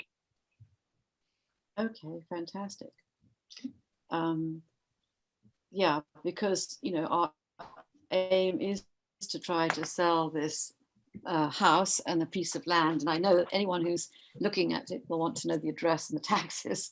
So that's great. Thank you very much. It'll take a little bit, though. What? It'll take a little bit. Your 55-acre lot, you're keeping 55 acres, right? Or no? Yes. Yes. Yeah. That's smart, because you're big enough to stay in the forestry program, right? Well, we are not in the forestry program. But you need 50 acres, so you want that ability to possibly be in it. I see what you mean. Yes, we could. Yes, that would be nice. And it's a minimum of 50. Right. Yes. I have a question about the address, actually.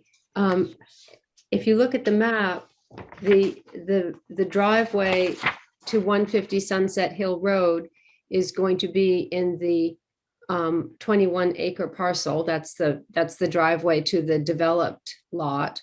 So that would stay 150 Sunset Hill, would it not? And then the new subdivision, which is not being built on, that would ultimately have the new address number. But wouldn't 150 stay with the existing developed piece? I'm not the. One. Sorry. I think Mark was trying to respond. Go ahead. Yeah, I think the county would do it. There's no rhyme or reason to how they actually establish that.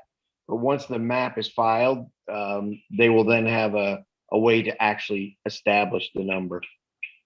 Okay, I see. Thank you. Might help to write, that's what you'd prefer. You know what I mean? If they're, like you said, there's no rhyme or reason sometimes. Okay. Okay, if there's any other questions, if there's none, we can move on to the next topic. Yeah, you're not seeing any, there are no red flags popping up for you that we're hearing. Is that right? Not at this level, not yet. Yeah, okay. Well, thank you all for your time. Thank you. Thank you. Thank you. Have a good night. Good night. Good night. Right, so the next topic is Hudson River Housing. This is another pre-application. It's also a subdivision and site plan for a 3-lot subdivision of 2 parcels owned by Hudson River Housing to provide additional apartments in 2 proposed buildings on land currently occupied by subsurface sewage disposal fields located at addresses 387, 389, and 391 Manchester Road in Poughkeepsie, New York, 12603. It is also Manchester Gateway Hamlet. And I know Mr. Day, you're here, and we also have a representative from Hudson River Housing on the line. So Actually, it's Mr. Ahern from Chazen. okay, then go for it. You got used to saying that, but yeah, Kyle Ahern with Chazen, Mary Lang with Hudson River Housing is also here with us tonight. So thank you so much for being here tonight. You know, we've actually been going back and forth, myself, Mary and her team, and Mario Salpepi with Pola Associates, the architect for the project. We've been going back and forth pretty much since the new year. So we're actually up to about concept plan 7 is the one that we submitted to the town. And you know, I'm going to go through kind of where we started and where we're currently at. But I also wanted to let Mary kind of tell you guys a little bit about Hudson River Housing, what they do, and you know, about what they do at this site specifically, and also why this project is important to their mission statement. So. Thank you, Kyle, and thank you, Mr. Chairman, for having us, and thank you for all of you for being here. Hudson River Housing is going to celebrate our 40th year of service to the community, and we believe decent and affordable housing should be available to everyone, certainly in Dutchess County and beyond. We've developed over 2,000 units of housing over our 40 years, and for an investment of over $200 million. The need for affordable housing for people under 80% of the area median income has just become very dire. We've owned and operated this site for close to 18 years, and we're very excited for the opportunity to provide 87 units of newly constructed affordable housing for families and individuals on this site. And I just want to close and turn it back to Kyle to say we are going to apply for our SHPO determination letter tomorrow. So. Good idea. Take it away, So, Kyle. Can I share my screen? Sure. Hang on.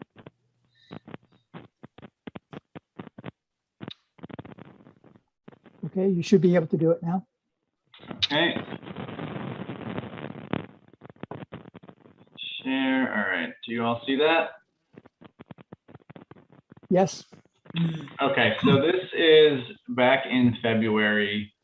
This was out of the gate the first plan that we came up with, and this was basically determining, you know, once the subs. So actually, let me step back one step. So the area that you see here, which is actually, let me show the aerial. This large green area is currently occupied by subsurface sewage disposal fields, which, you know, as you can see, it's a pretty large area based on, you know, being able to support, I believe it's 100 apartments here to the east and another 16 units, townhouse units to the north. So these are pretty large sewage fields. But lo and behold, there is the Manchester Sewer District. One of the main collection lines actually runs. Oops, sorry, I flipped ahead. Where is it? Runs along the eastern side of the project site and then along the northern side as well. So Can I interrupt you for a second? Jennifer, Dennis is having trouble too. Can you let him in? He's on his phone. I got it. you're muted, Jennifer. Right. I just let him back in. It's okay. Okay. I don't know if anyone else, but I'm getting a lot of static, and it seems to be coming from Stacy's phone. So Stacy, if you could possibly mute when you're not talking, that would be helpful. Thank you. Yep, that seems better. Okay. So the impetus of this project is essentially the existing uses on the site will be connected to that Manchester Sewer District line, and that will free up that green space that I showed for additional affordable housing for Hudson River Housing. So, fast forward to February, this plan was essentially looking at, once those fields are gone, how much area do we have? And if you look at the zoning code, how many units would it support based on the minimum? Essentially, what drove it was the parking requirement in combination with the minimum size of unit allowed in the district, which is about 500 square feet. So the plan you're looking at meets the zoning parking requirement, which is 129 spaces for these 86 units. And the 86 units was essentially based on the building setbacks. That's the area available for the buildings, also taking into account such requirements as 150-foot maximum for the building itself, the length of the building. So combine all those things together, you come up with this plan, which, yes, it meets the code, but it really isn't an ideal layout. It's essentially two buildings surrounded by a sea of parking. So really, we tried to still follow the Manchester Gateway Hamlet zoning, and we've shifted the buildings as far up towards Manchester Road as we could. We gave the 25 feet in front of the building of landscaped area. So we tried, to meet the intent of the district in those terms. But, one of the main things, and Mary's going to talk about this in a little bit, they have a very unique demand, specifically as parking is concerned. And so she'll talk about that, but essentially, long and short of it is they don't need as much parking as a typical multifamily use, which is more in line with what the zoning code is.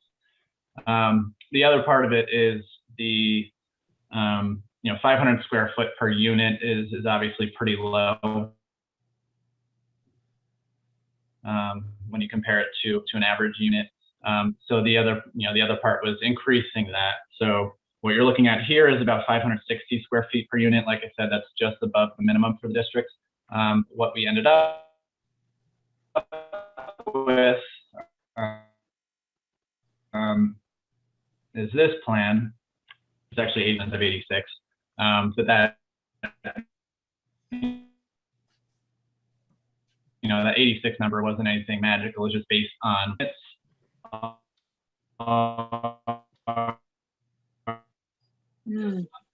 We're having a similar problem with you, Kyle. You're breaking up a bit, Kyle Wilson. Am I breaking up? Yeah. Do you hear me now? Yeah, we Now hear I you do. now. Hello. Okay. Okay.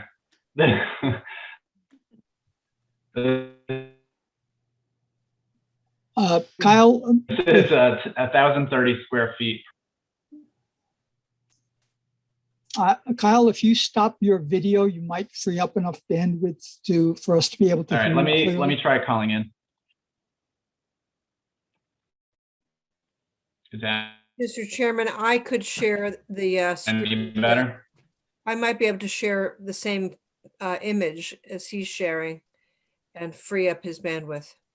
And Kyle, you might want to turn off your video. and that might help you with the audio. Okay, How about that? That seems Well, better. So far, Okay. so good. All right. So let me know if I break up again, and I can try Okay. calling in like Stacy did. Uh, So Off the video, we lose picture of. up again.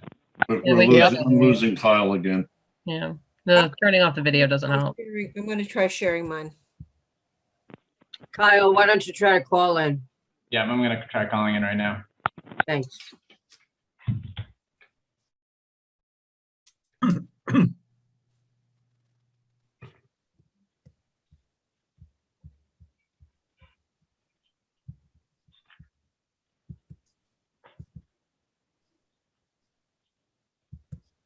So I can, I Go could ahead. just talk, I could just talk for a few minutes while Kyle's calling in. Okay. You know, we tried to make the site look a lot more attractive and tried not to have so much pavement. Because again, I'll talk in a few minutes about the reduced need we have for parking. But we tried to incorporate more of a walkable community and more of a like little neighborhood here, to be able to, you know, interact, the buildings interact nicely with each other and make, you know, again, almost their own little neighborhood where they can have some green space and sidewalks and, you know, tie right in with a sidewalk that's along Manchester Road. So I don't know if you want to back it off a little, Jennifer, just so they could see the two buildings and how they interact.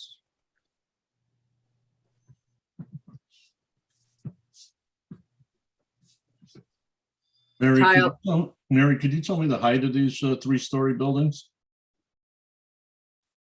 Kyle could, for sure. I know they don't exceed what they need to be. Is it 40 feet? Is that correct? 40 or 45? 35. Yeah, Stacy, I was talking about to the peak. If there is a peak. Yeah, buildings are supposed to be 35, but it's to the mid part of the roof. You know, the median of the roof. Right. But I have a question, Mary, too. Why did you decide you wanted thing on its own separate lot? I'm sorry? Because you're subdividing into 3 separate lots. Why do you want every 3 separate lots? Well, first of all, you know, in a conversation we had with Jennifer, I had with Jennifer yesterday, we might lean more towards a lot line adjustment than a subdivision, but we're going to apply for low income housing tax credits. And so this project has to have its own lot. It can't be tied in with, say, the existing lot next door. And what's is the back still apartments also? Back ones? Yes, there's 16 townhouses. Yeah. Kyle, have you made it back on? I made it through the Zoom stratosphere into the meeting. New house issues, I guess. We just moved in about 3 weeks ago. So apparently the Wi-Fi is not very good here. So that's good. So Kyle, they were asking the height of the buildings. We don't have exact architectural plans yet, but it's 3 stories. So the plan will be 3 stories, and I believe the zoning is 50 feet. It'll be under that maximum height. Under 50 feet, you said? Correct. And what's the material made? The building's going to be built sticks or concrete or stucco? What's the materials you plan on using?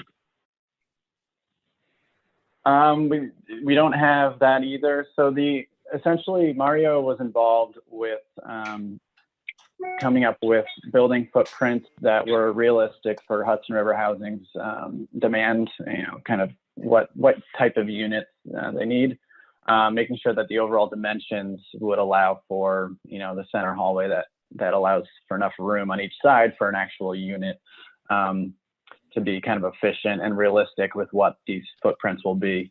They'll become more and more involved as we go to talk to the board about materials and style of the buildings themselves. But we're not at that stage just yet. Okay. I would imagine you also plan on having it wet sprinklered as well? Absolutely. Okay. But Jennifer and the architect are going to have, I'm going to try to book that conference tomorrow. So Jennifer's been very generous in saying she'll talk to the architect about, Kyle, Mario and I have talked about, the code and the gateway district and what they're looking for. But Jennifer's going to get on a call with us. I'll schedule it tomorrow so we can, have it be exactly what the Gateway Hamlet district is looking to create.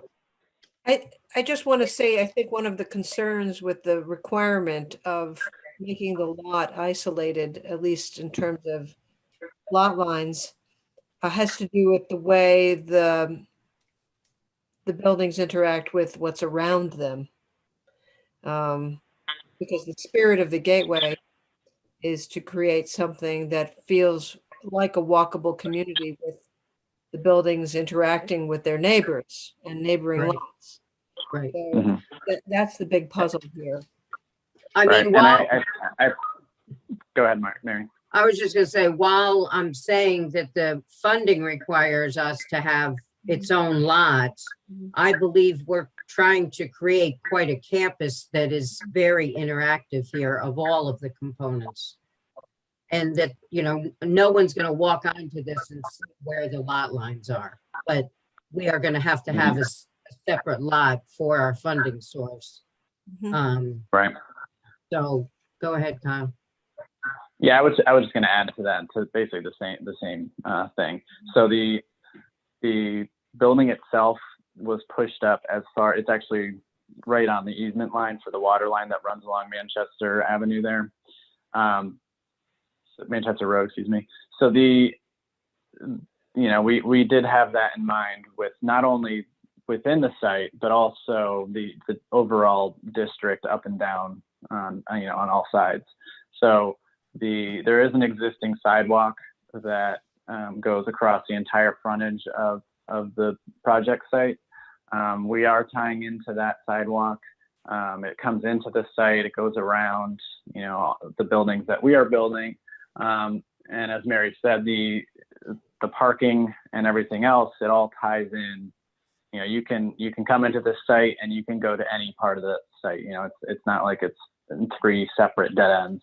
Everything is very much connected. And then up in the northwest corner of the lots, there's a existing, brand new, actually, we just did it last year, playground and basketball court that's beautiful. And all of the entire campus will be accessing that. So again, there's going to be a lot of room for nice neighborhood flow around the whole campus. So anyone on all 3 of these lots, or however many lots ends up being, will be accessing, walking right through this site to get to the playground and basketball court. And I see all the kids from all of these buildings interacting and playing over there. Could you say something about your desire to have reduced parking and how you would like to demonstrate that to the board? Sure. So historically in projects and buildings, and what we build is normally for folks that are under 80% of the area median income. They might be in one of our transitional housing projects, and they're seeking permanent housing. So we're happy to be able to offer 87 units that folks in our transitional or even emergency housing can move to permanent housing. So it's just historically these folks don't have a lot of automobiles. We provide transportation for our sites to people for services. We have a very good relationship with the Dutchess County Department of Planning. So we've already discussed this with them, and, you know, this is on the county bus route. So they will add runs and stops at this site. And, you know, the buildings will have bike rooms because we're going to encourage bike use to be greener folks. And we just completed Falk Hill Commons on Rose in the city of Poughkeepsie, which is 78 units of housing for people under 80% of the area median income, very similar to who we think is going to be, you know, moving into these and calling these units home. And that project required 97 parking spaces by the city of Poughkeepsie zoning requirements. And we provided 34 spaces, and the spaces aren't even really being utilized by more than 60%. So it's just a lot of people that are relying on public transportation, or again, transportation that we provide to get people to doctor's appointments, grocery stores, you know, and all kinds of shopping. So, but I mean, we are. Add one. Sure. Sorry, go ahead. No, go ahead. I was just going to say, let me also add, just kind of while we're talking about parking, just the parking calculations that we show on the right side of the plan. You know, the parking requirement is 113. We do some math where we're adding this number and we're reducing this number, so the net number is 60. But that it's important to note that that number is essentially after you are removing 20 spaces from the frontage of Manchester Road. There's like just a paved area. It's not striped, it's not formal, and it's really not used really at all as far as I can tell. So the real parking number, you know, is probably 20 higher than what we're actually saying as the net number. So it's really more like 80. And then on top of that, we are proposing some land banked parking in the unlikely event that number is, you know, deemed to be too low, and we want to add some more parking, you know, at a future date. So we have an additional 14 on top of that. So that number, the net number we're showing in the plan is 74, but again, that's also with the 20 spaces, you know, essentially taken out of that. So it's really 94, you know, and so 113 to 94 it's not a huge reduction compared to the numbers Mary just talked about at some of their other facilities. May I just ask a question about this shared driveway, if you don't mind? Sure. So this is as the Manchester Gateway Hamlet and a number of our zones encourage. This looks like a shared driveway. Is that correct? Yes, all three of the uses, the apartments, the townhouses, and the new apartments, will share that one entrance. So effectively, the parking could also be shared if there's some kind of agreement, obviously between yourself and yourself. Yes, right? Absolutely. So does the covenant with the vendor have any limitations on such an agreement? No. It might be helpful when you get to the point of a formal submission of showing the historical uses of your existing parking. And if you can tell, you know, on any given day at peak hours, how much of it is occupied, that would be helpful. Okay. What's done in an emergency if that shared driveway is blocked? How does emergency equipment get in there? I don't believe there is any Drive over the curb in there. Yeah, so there's no formal secondary access, but there's, you know, based on the proximity to, you know, other paved areas, in an emergency, they would be able to plow their way through essentially. No, I was going to say, could you consider a secondary emergency entrance? We could certainly look at it. I mean, Right. you know, the whole parking lot to the right is all frontage to the road that anybody could get emergency vehicles through, but we can certainly look at it. Yeah, no, I mean, just concerned with, $800,000 emergency vehicles, $320,000 ambulances, to plow right through. We can plow right through, but it's at quite a cost for the emergency service, fire district. Hey, Mark, Yes. Yes, Stacy. yeah, so what about if they have a mountable curb somewhere, on one side of it? Yes, I mean, just something, Stacy, somewhere, mountable curb, pavers, just something to get in there in case that other entrance is blocked. I mean, even with other emergency equipment. I mean, it's, I just think it would make sense with addition of 87 new units and 2 buildings of 3 stories. You have to have a second area to get in and out.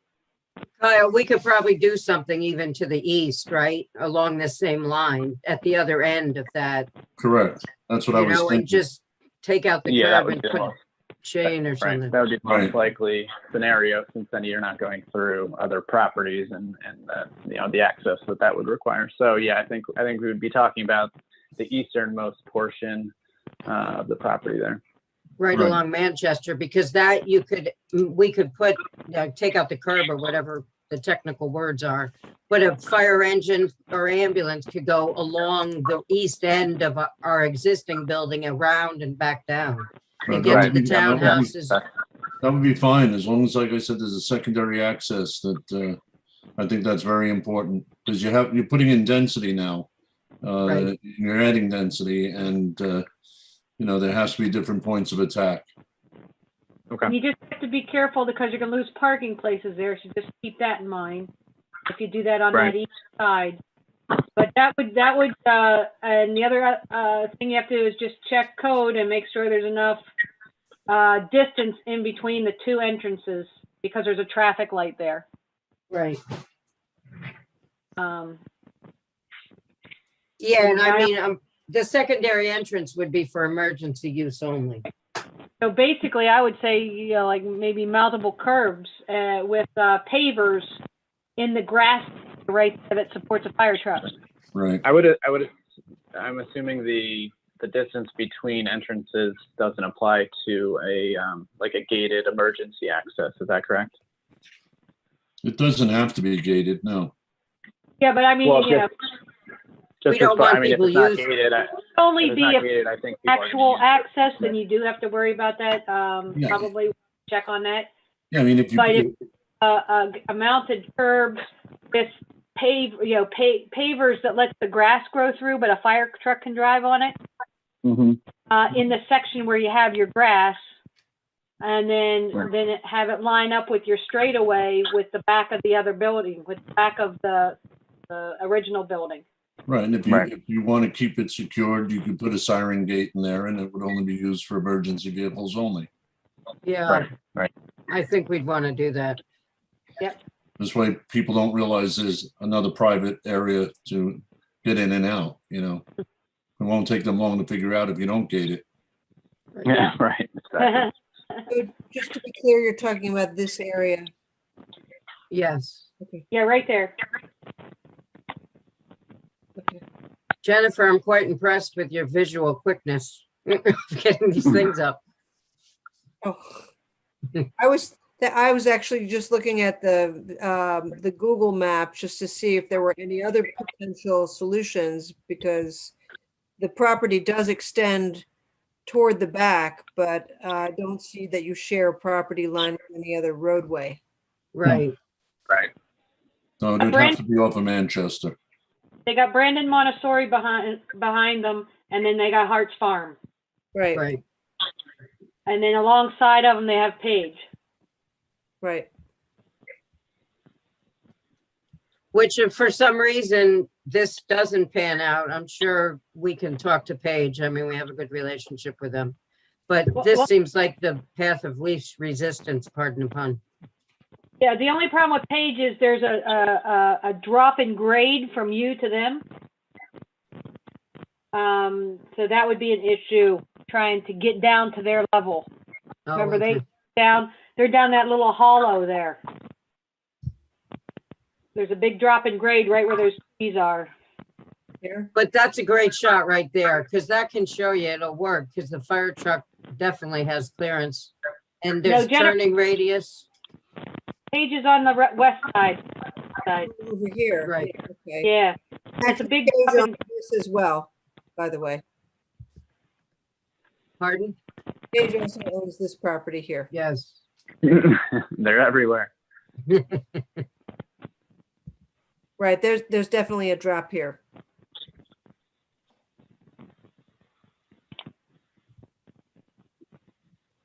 Okay, I'll stop sharing that. Thank you for sharing them. Would like to see the plan again, ask any other questions? Or-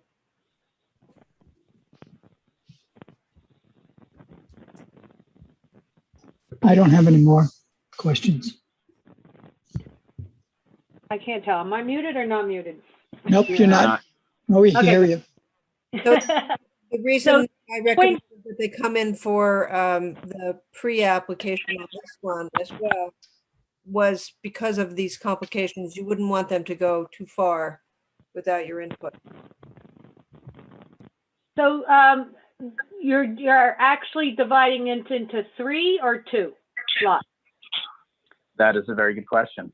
So it's currently shown as a 3-lot subdivision going from 2 to 3. There is the possibility that it will remain 2 parcels, depending on a couple things. And this just kind of is a plan, a potential plan B that just came up in the last day. So I think we need to vet it out a little bit. But it could be either or. Yeah, because you can't have a landlocked one. So if you break out the townhouses, you're going to have to try to get frontage. Well, I believe that the code does allow for it as long as it has proper access agreements. Is that correct? I don't believe. That have the frontage. The other It's suggestion on a was town road of somehow, so it would have to, if and your road is not a town road. the other suggestion was to adjust the lot lines so that essentially folding it sideways so that the townhouses in the back would become part like an upside down L of the existing HRH property Yep. to the east. Yeah, they could do that. What I was saying though is you can't break that out all by itself without having frontage on 55. Right. That's interesting. Okay. Yeah, I mean, I'll If have to you're- look back in the code. I saw something that I thought would have applied to us, but it might be a moot point anyway, like I said. Yeah. So we'll vet that out. Yeah, Kyle, once you get the plan settled, you may want to just reach out to Ken and Justin in the zoning department, and they'll be able to tell you whether your plan is code compliant at that point or not. Okay. So usually what it is you have to prove you have town frontage, but then you share a driveway as long as you prove you have frontage in case you ever not have a shared driveway. I see. Okay. So Kyle, we can talk, and Mary, we can talk about the process, because after this, you would want to submit also your statement of use to the building department, and they will vet it at the same time that we're looking over your proposal in greater depth. Okay. Is it possible at the June meeting to be able to set a public hearing for July? Again, this is a new application, so it has a longer runway on the application deadlines. Right. We have to go through all of seeker too. We have to get our scoping ready to go before we do the hearing. Okay. Yeah, you also have to make a full submission. Right. Plans and, the same spiel I gave the lady before with fees and all that, so. And it Right. does have to go through zoning for a review and Public Works and Jennifer, so yeah. The deadline for the new submission is the second Friday of the prior month, which would be June 10th. That would give you, be on the July agenda. Okay. Kyle, you got some work to do. Yeah. So I mean, I think the main thing I'm getting from tonight is we need to really nail down that question about, are we doing a 3-lot subdivision or are we doing a lot line adjustment? So I think we need to get together tomorrow and you know, kind of get that sorted through, and then we can, you know, obviously once we know what we're submitting, that'll help to make that deadline. Right. Okay. And there's a supplement thing that zoning has you fill out. Make sure you get that filled out accurate. That's which form are you talking about? They call it the supplemental zoning form. Okay. So, you know, when you get your application, they usually attach to it if you so that you can fill that out, and it basically steps.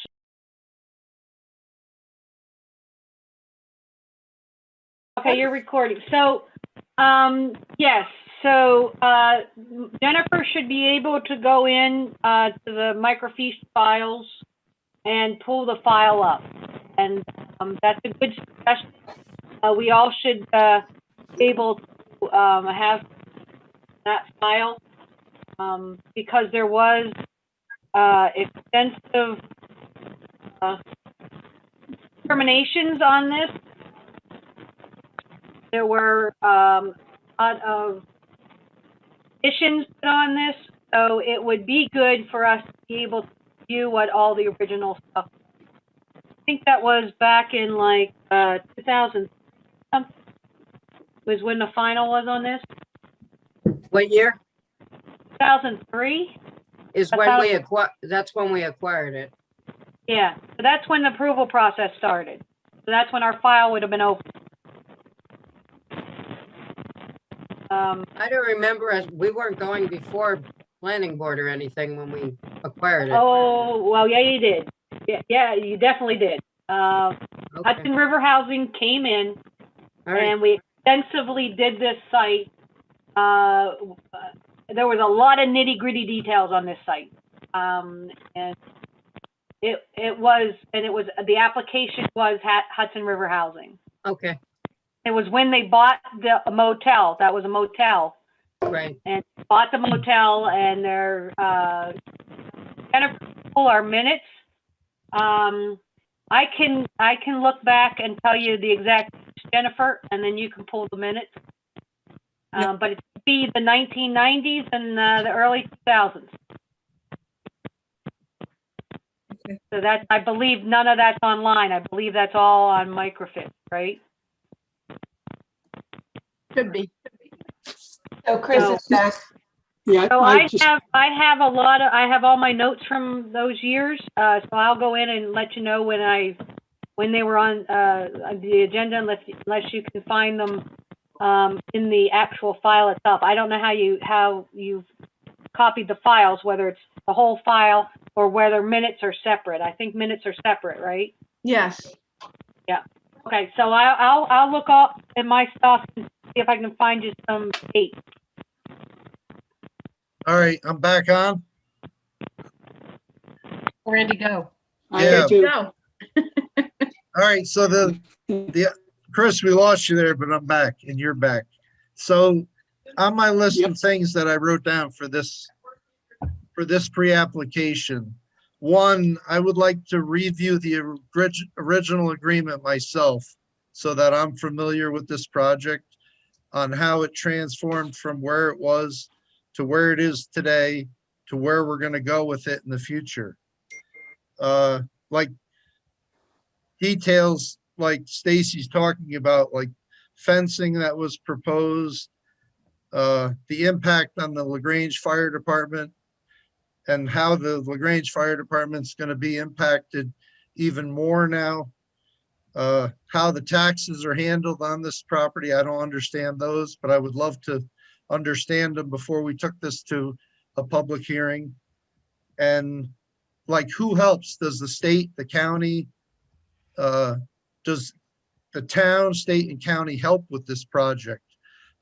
One of the things I had on my list was actually what you guys just talked about on the east side of that property, make an entrance only for the fire department prior to the intersection. It would allow them to go in so that if something did happen at the intersection, you could get into this property. So I think for myself, I need to know where we came from, where we are today, and where we're going to go with this. And I think it's going to involve everyone. It's not just going to be the town of LaGrange. It's going to be Dutchess County, and it's going to be the state of New York, and everyone is going to help if we're going to expand this project.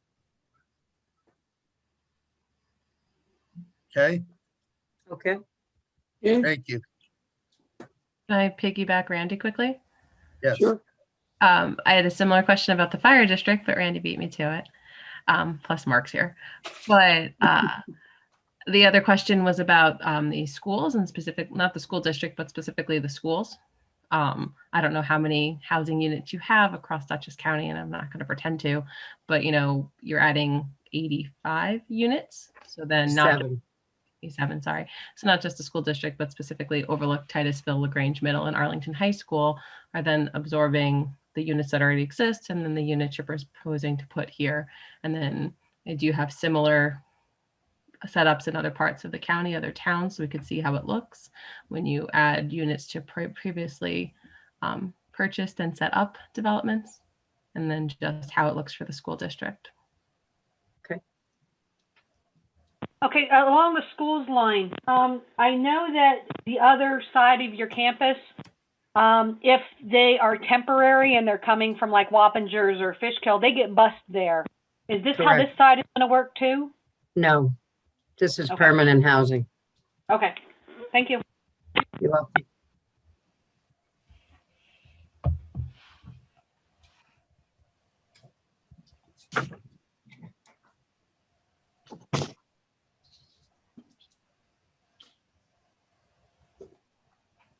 So were there any other questions from the planning board? Mr. Chairman, after this application, could I make a motion to go into a short executive session? Is that possible? That would be very difficult. We have a bit more to review tonight. We can only go into executive session if it's a matter of attorney-client privilege, I believe. Lisa, can you tell me if I'm talking out of my hat? Technically, attorney-client privilege is an exception to the going into executive session. Typically, you're supposed to go in for things like discussing employees, or they're usually more town board things. But there's, for tonight, there's a more procedural issue, would be that in order to get into executive session, we need to have the ability to create a breakout room and invite certain people into the executive session. And if you're going into executive session as opposed to state going in to seek advice of counsel, then you need to state the precise reason why you're going into executive session. And I can pull up the code to see if there's one of those, but without knowing the basis for why, we have a logistical hurdle and then a procedural hurdle to going into executive session. Okay. It's a lot easier when you're in person and we can just get up and leave the room. I know. When are we going to be in person? Randy, I agree. stealing all my questions tonight. We need to do that. Well, there are a lot of things that factor into a decision about being able to resume any kind of in-person meeting. And one of it is that we need to piggyback on the procedures that the town puts in place for board meetings of all kinds. So, and then once they establish the protocols for doing those kinds of meetings, then it will be up to the planning board to determine exactly when we will resume using those protocols. So that hasn't been set yet. So I don't know. Things are starting to open up, obviously, and but they're not all the way open. And there's the whole question of vaccinated versus unvaccinated people, and how you're going to handle that within a government meeting context. So right now, that's a big question mark. What I will answer is that I would expect it'll be later this summer at the earliest, possibly August, maybe even into September before we do that. A lot of it's going to depend on the guidance from federal government, state, and local governments as well. So I hate to be vague about it because I'm as in the dark as most of you on where things are going. So it's going to be difficult. I will tell you that right now I'm aware that when the town board has their meetings and does executive section, all the board members sign off of Zoom and they go to the town hall. But there's only 4 or 5 of them, right? So I'm confused as why we can't do breakout rooms. You just assign people. I do not see the breakout room feature on my version.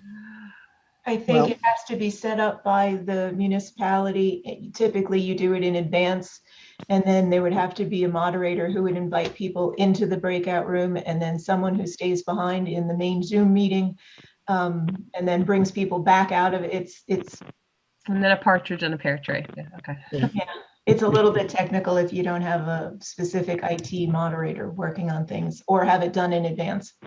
So. I have a question back to the plan itself. So you said 87 units, and how many bedrooms were in each unit? I didn't hear that. All right. So it is, let me just pull it up right here. I have it. 36 and 36, 72 bedrooms. So there's studio units included in there. Bedrooms, but you have 87 units. So how are you doing that? Studios. Right, so the studios would be balanced, and it's mostly 1-bedroom units. There's some studios and fewer 2 bedrooms. I don't think the code differentiates between studios and 1 bedrooms when it is referring to bedrooms. So how many, so studios is a 1-bedroom and a 1-bedroom. So you're saying 87 bedrooms, technically. 87 sleeping spaces. No, he said more. Yes, some 2 bedrooms. Yeah, I mean, there's not many 2 bedrooms, but there are some. So if studios are going to be counted as 1-bedroom units, then they would be, low 90s per bedroom. Okay, somewhere in the low 90s. And we can get we'll have that in the application. We'll have a more specific breakout of that. Are there going to be elevators? Yes. Yeah. In both buildings? Yeah. Yes.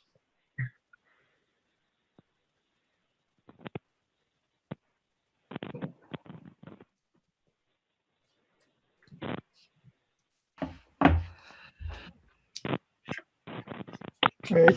So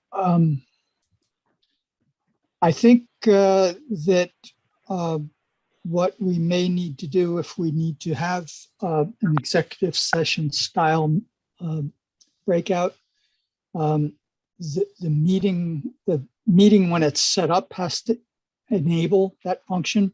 And I don't believe we have that on this meeting today. I think the fact that this is a pre-application, right now, we may want to defer and work with our council and planners and whoever to try to figure out how we're going to do that, and then we'll have to work on that. I don't know of any other choice here, though. Defer.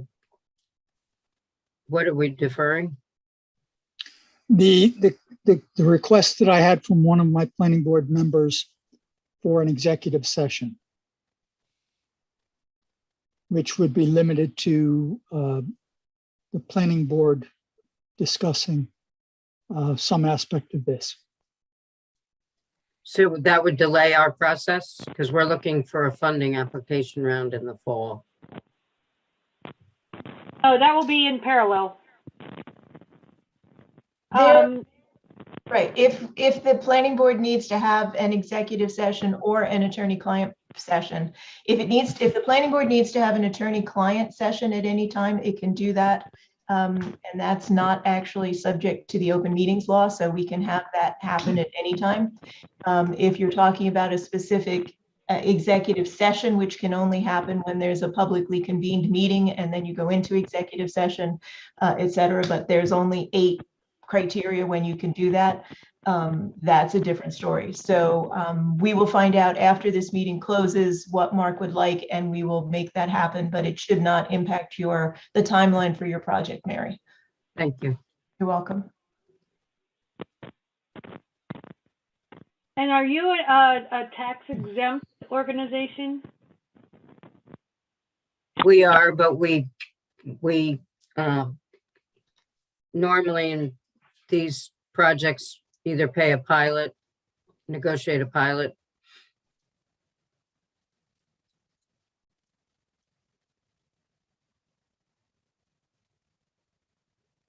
So I see that, oh, now Chris is back again. And he's muted. You're muted, Chris. There you go. Sorry. There you go. Yeah, it may just be Zoom that is being wonky itself at the moment. Well, I'm going to try to muddle through. I'm using cellular connection right now on my iPad. So I lost you, Lisa, you lost me while you were describing the criteria for the executive session. The only thing I said was that we can find out from Mark what type of session, what type of discussion he needs, and then we can facilitate that. If it's an executive session, it needs to happen during a public meeting. If it's for attorney-client only, we can do that separately because that's not actually subject to the open meetings law. So, but we can do that at a different date and not part of this meeting. Okay. And then what you may not have heard was a question about taxation for the applicant, Chris, but then other than that, I think everybody was wrapped up with discussions and comments on this pre-application. Okay. Yeah, what Mary had said with the taxes was that you agree and you pay a pilot, is that what it's called? Yeah, payment in lieu of taxes. We negotiate on Okay. these types of projects. I think having a meeting like we do other meetings to help the applicant move along, because we all have so many questions. I think having a meeting, would help this applicant. So when you make your application, you're going to be filling out an EAF. Yep. You should fill out part 1 and part 2. And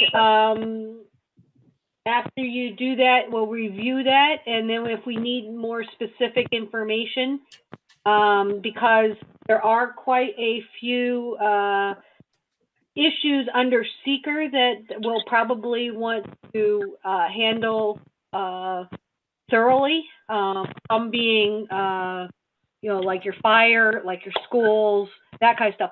So we're going to actually, community service, the services with the community, those kind of things. So you want to spend special attention filling out the part 2 of the EAS Sure. of that part. Okay. Right. Yep. Absolutely. And especially with your parking, with the number of units kind of thing, you want to work all that into that part 2 so that you can get as much information worked in there to help us. Okay. Absolutely. And Randy, can I just follow up? I just want some clarification. When you say you think a meeting would benefit the applicant, are you talking about a meeting with the fire district, or what do you get suggesting there? Any of those types of meetings, like Mark has helped you meet the fire chief so they can go through the property and show you their concerns. A meeting of the board to help resolve some of these issues and understand, to help you move through this process. If Mary wants to meet this deadline, by the fall, then we're going to have to do some double time here. Mark may have to help set up the fire department to come down there and show them what this looks like. Show them our idea with the second entrance. I think Absolutely. we're gonna need an additional meeting or two for this one. Understood. Yeah, that's why, it's especially important that we come here tonight, get your feedback. So I appreciate the feedback that you all have given. And we wanted, obviously we wanted that before we went full steam ahead, but, full application. So thanks again. Mary, what action? Sorry, excuse me. This is likely to be an unlisted action, given my review of what the thresholds are, but we can go over that. I think we should have a follow-up call tomorrow or as soon as. Yeah, 100% agree. Yes. My question to you is, what part of the process do you need for funding? Because I know that when you're working for grants and that kind of stuff, you don't have to have the full plan done. You only have to have the conceptual part with a letter or something like that. You don't have to have the actual full out build out approval. What does your grant require? I mean, to get the maximum, the best position would be to have the site plan approval and the neg deck. So, to get funding, we don't need construction drawings, but we need preliminary drawings. But as far as approvals, we're going to be the best, most competitive with full approvals from the planning board and zoning. What's the grant deadline? September? It's not been announced yet. The deadline's not September. It's probably going to be in November.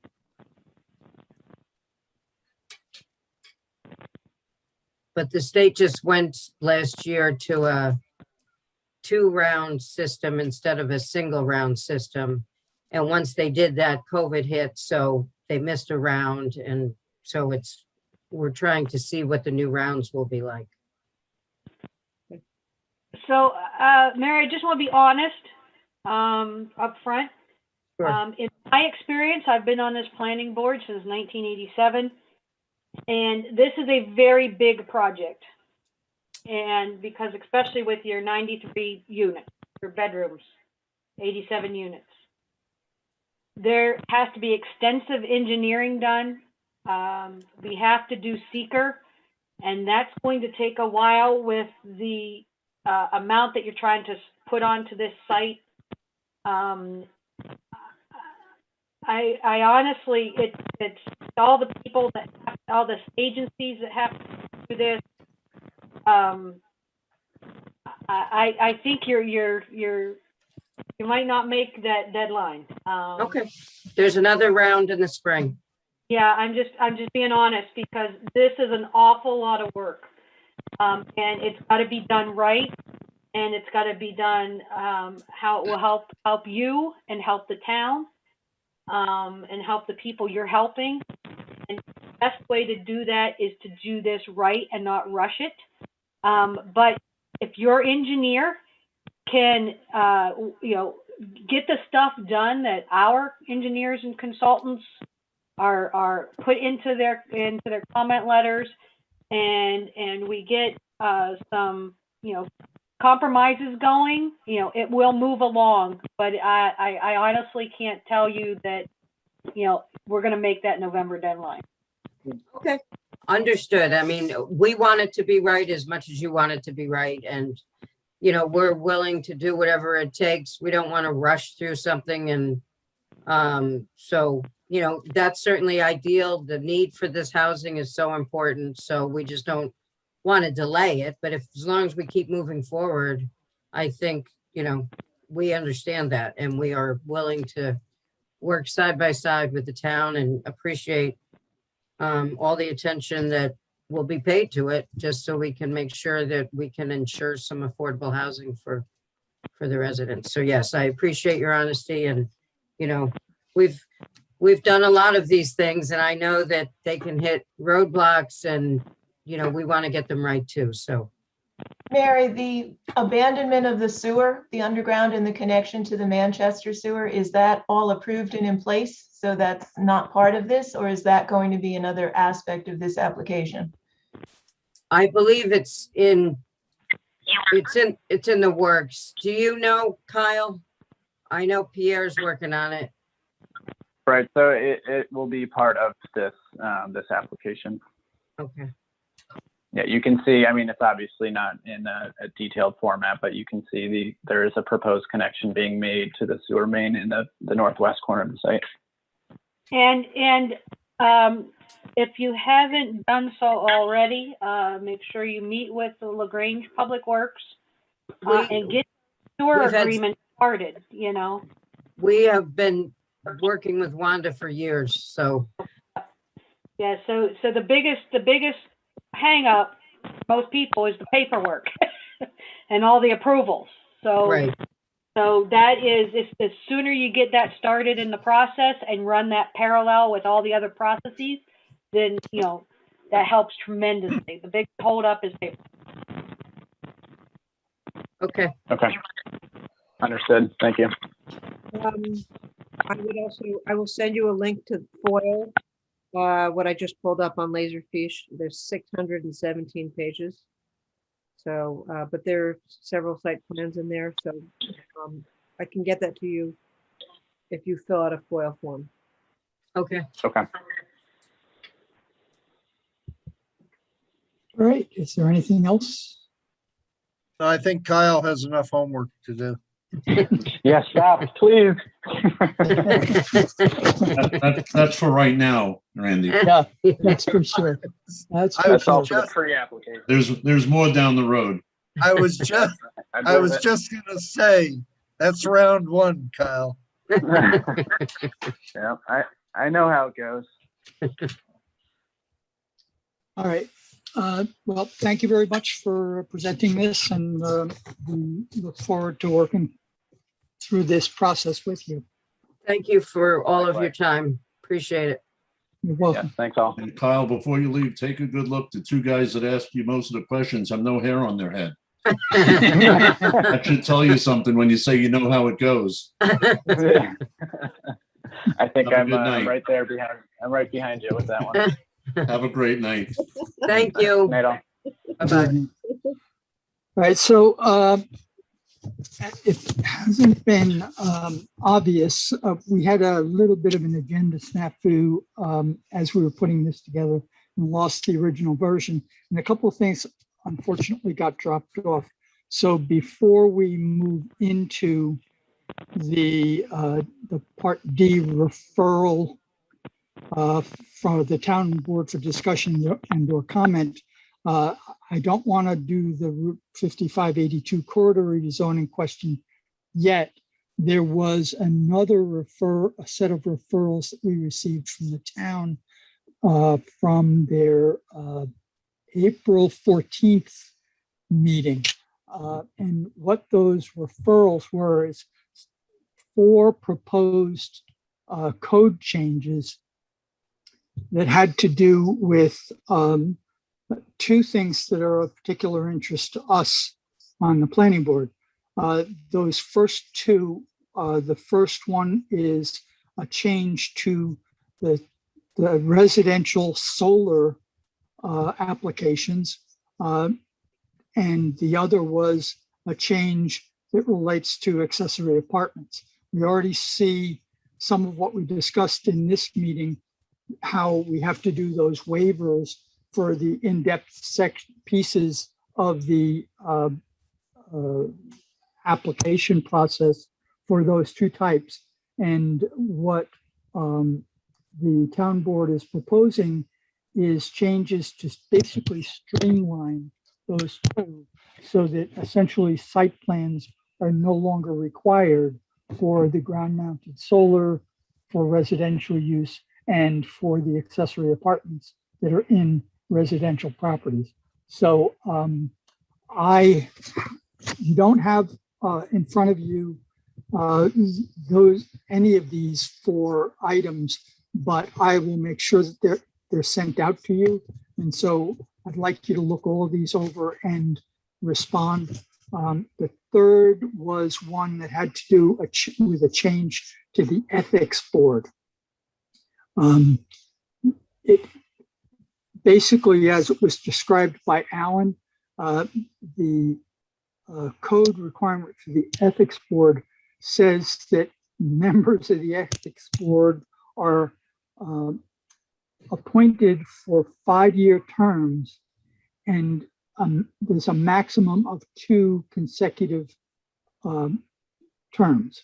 So considering that the last ethics board meeting was 12 years ago, you can see that we're losing people who are on the ethics board without ever having them actually have a meeting.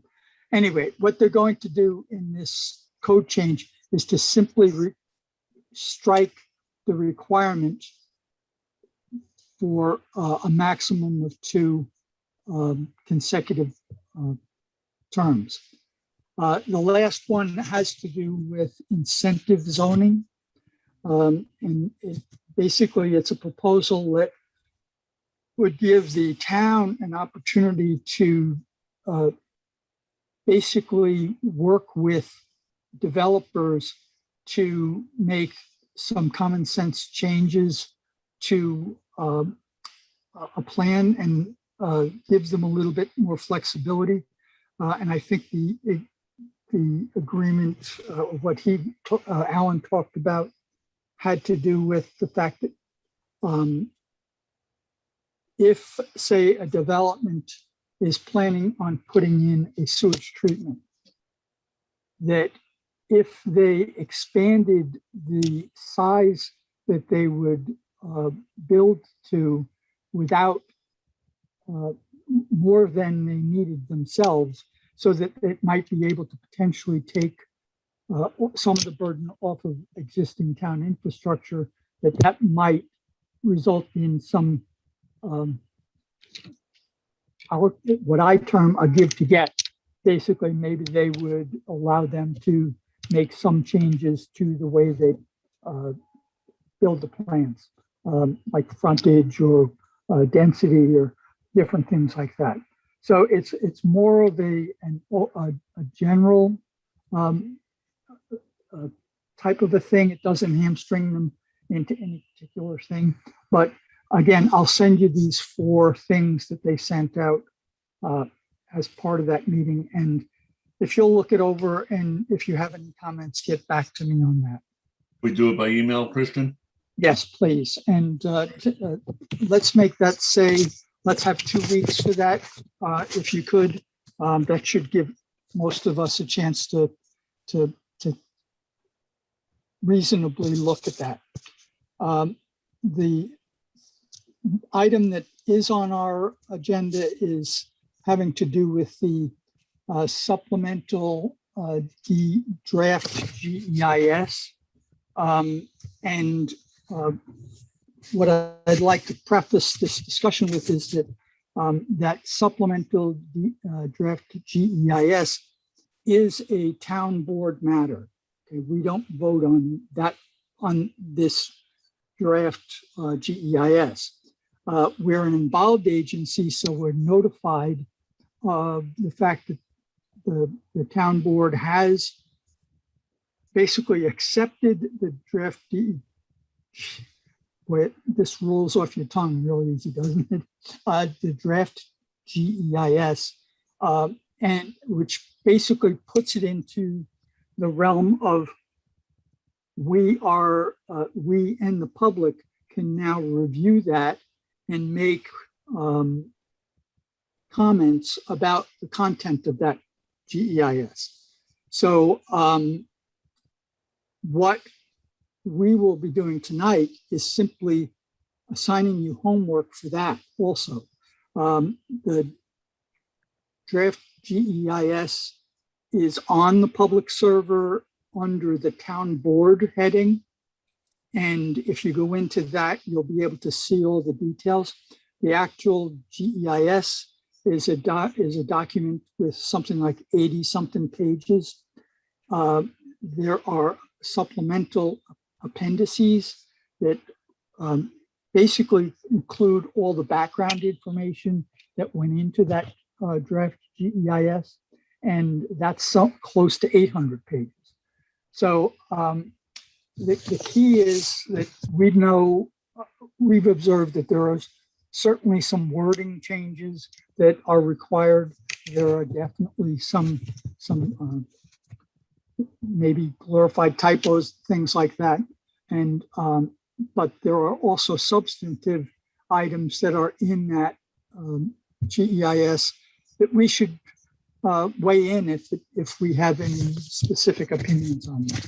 So for that, I'll point out that the town board had originally planned to have the public hearing on this GEIS yet last night at their meeting, and for technical problems, I understand they have deferred and rescheduled the public hearing for this to July 14th. So what that means is that gives us a little bit of breathing space to actually take some time to look at this. So what I'm going to ask is, please take a look at this information. If you have trouble getting to it, let me know and we can step you to it. This is about what our opinions are about the content of this. And if you can provide me with your responses, if any, on this for our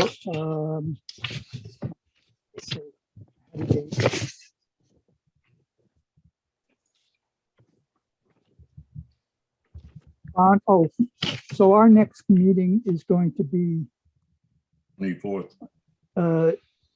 No, our next planning board meeting is the 24th of June. So if you can respond to me by Friday, the 18th of June, I will take your comments or questions or what have you. I'll roll them up, consolidate any duplicates and so on, and put together a kind of consolidated review of this. And then we'll talk about that at the next planning board meeting on the 24th. And if it's acceptable, that's what we will send to the town board as our response. Does that make any sense? Everybody okay with that approach? Yeah. Yes. So I have one quick question for Jennifer. Sure. On the rezoning one, we're talking about parcels east and west of the Taconic, and we're talking about parcels east and west of Route 82. Right? Yeah. Okay. Yes. Very good. Thank you. Everything that you see on the map that's shown in red.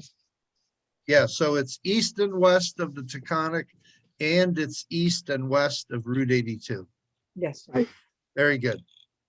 Thank you. Okay, so that's that piece of homework. And the final item that was left off, it was a topic from last month's meeting, was we need to do a vote on the Rolling Meadows extension. You'll remember we had a discussion about that, and we brought up the fact that it was possible that we would want to bring in Dan Guerin and Yolanda Janssen to give us an update on that.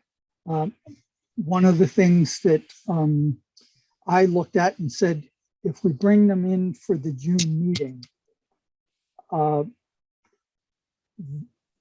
that's right on the heels of their next reapproval, which we have to recommend to the town board. And we were going to ask them to do that in August. So rather than bring them in twice, very close together, what I'd like to do, since the 90 days extensions are pretty much pro forma, we just, they're, I won't say automatic, but they're close to that. So I'd like to suggest that we do a resolution tonight to grant the 90-day extension. And as part of this, we'll also go ahead and ask the applicants to come in to the August meeting to address where they stand with the project and how come it's taking so long. Is that a reasonable approach, folks? Want you to weigh in. Stacy, go ahead. Stacy made the motion. Okay, so Stacy made the motion. Do I have a second then? I'll second it. Dennis seconds. Okay, all in favor of granting the 90-day extension? Aye. Aye. Is there anyone opposed? Oh, Mary got kicked off, so Mary did not vote on this. Okay. All right, so it is approved, though. We do have a quorum still. We got 6, yeah. Yep. All right, and I think that concludes our agenda for tonight. Eileen, I missed anything? Yes, Chris. Yes. Al had asked us if we could have a site visit to partners. Oh, right. So we want to do that. I think we do want to do that.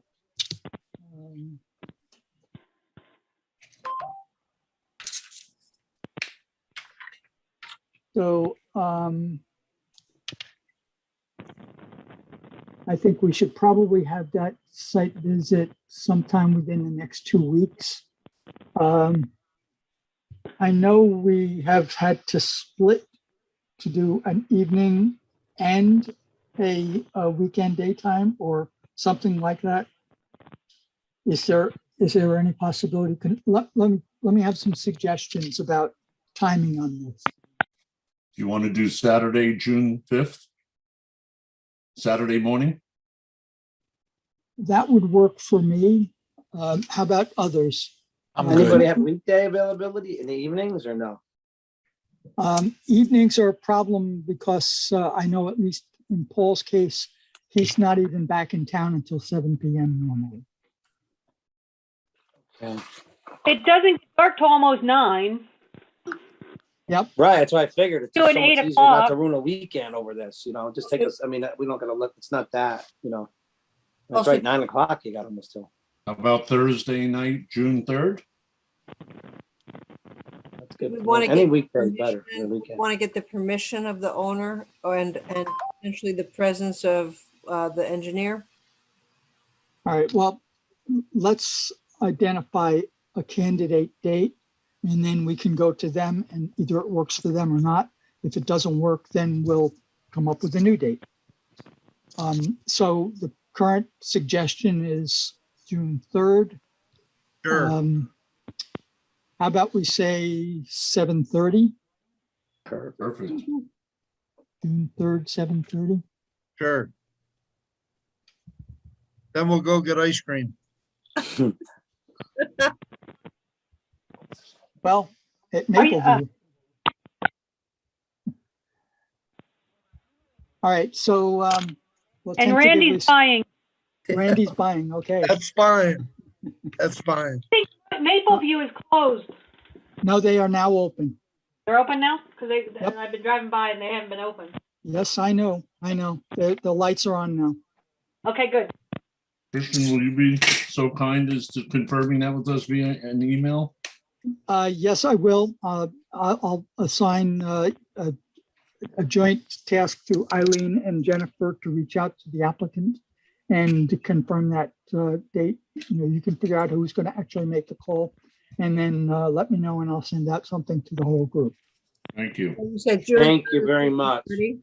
And It's if the June. engineer can't make it for some reason, we can have it without the engineer. I mean, it'd be great if you can, but if you can't, right? Well, still do it. we like to have Yeah. one of the purposes of a site visit is if we see something I agree, that yeah. confuses us, we might need an explanation.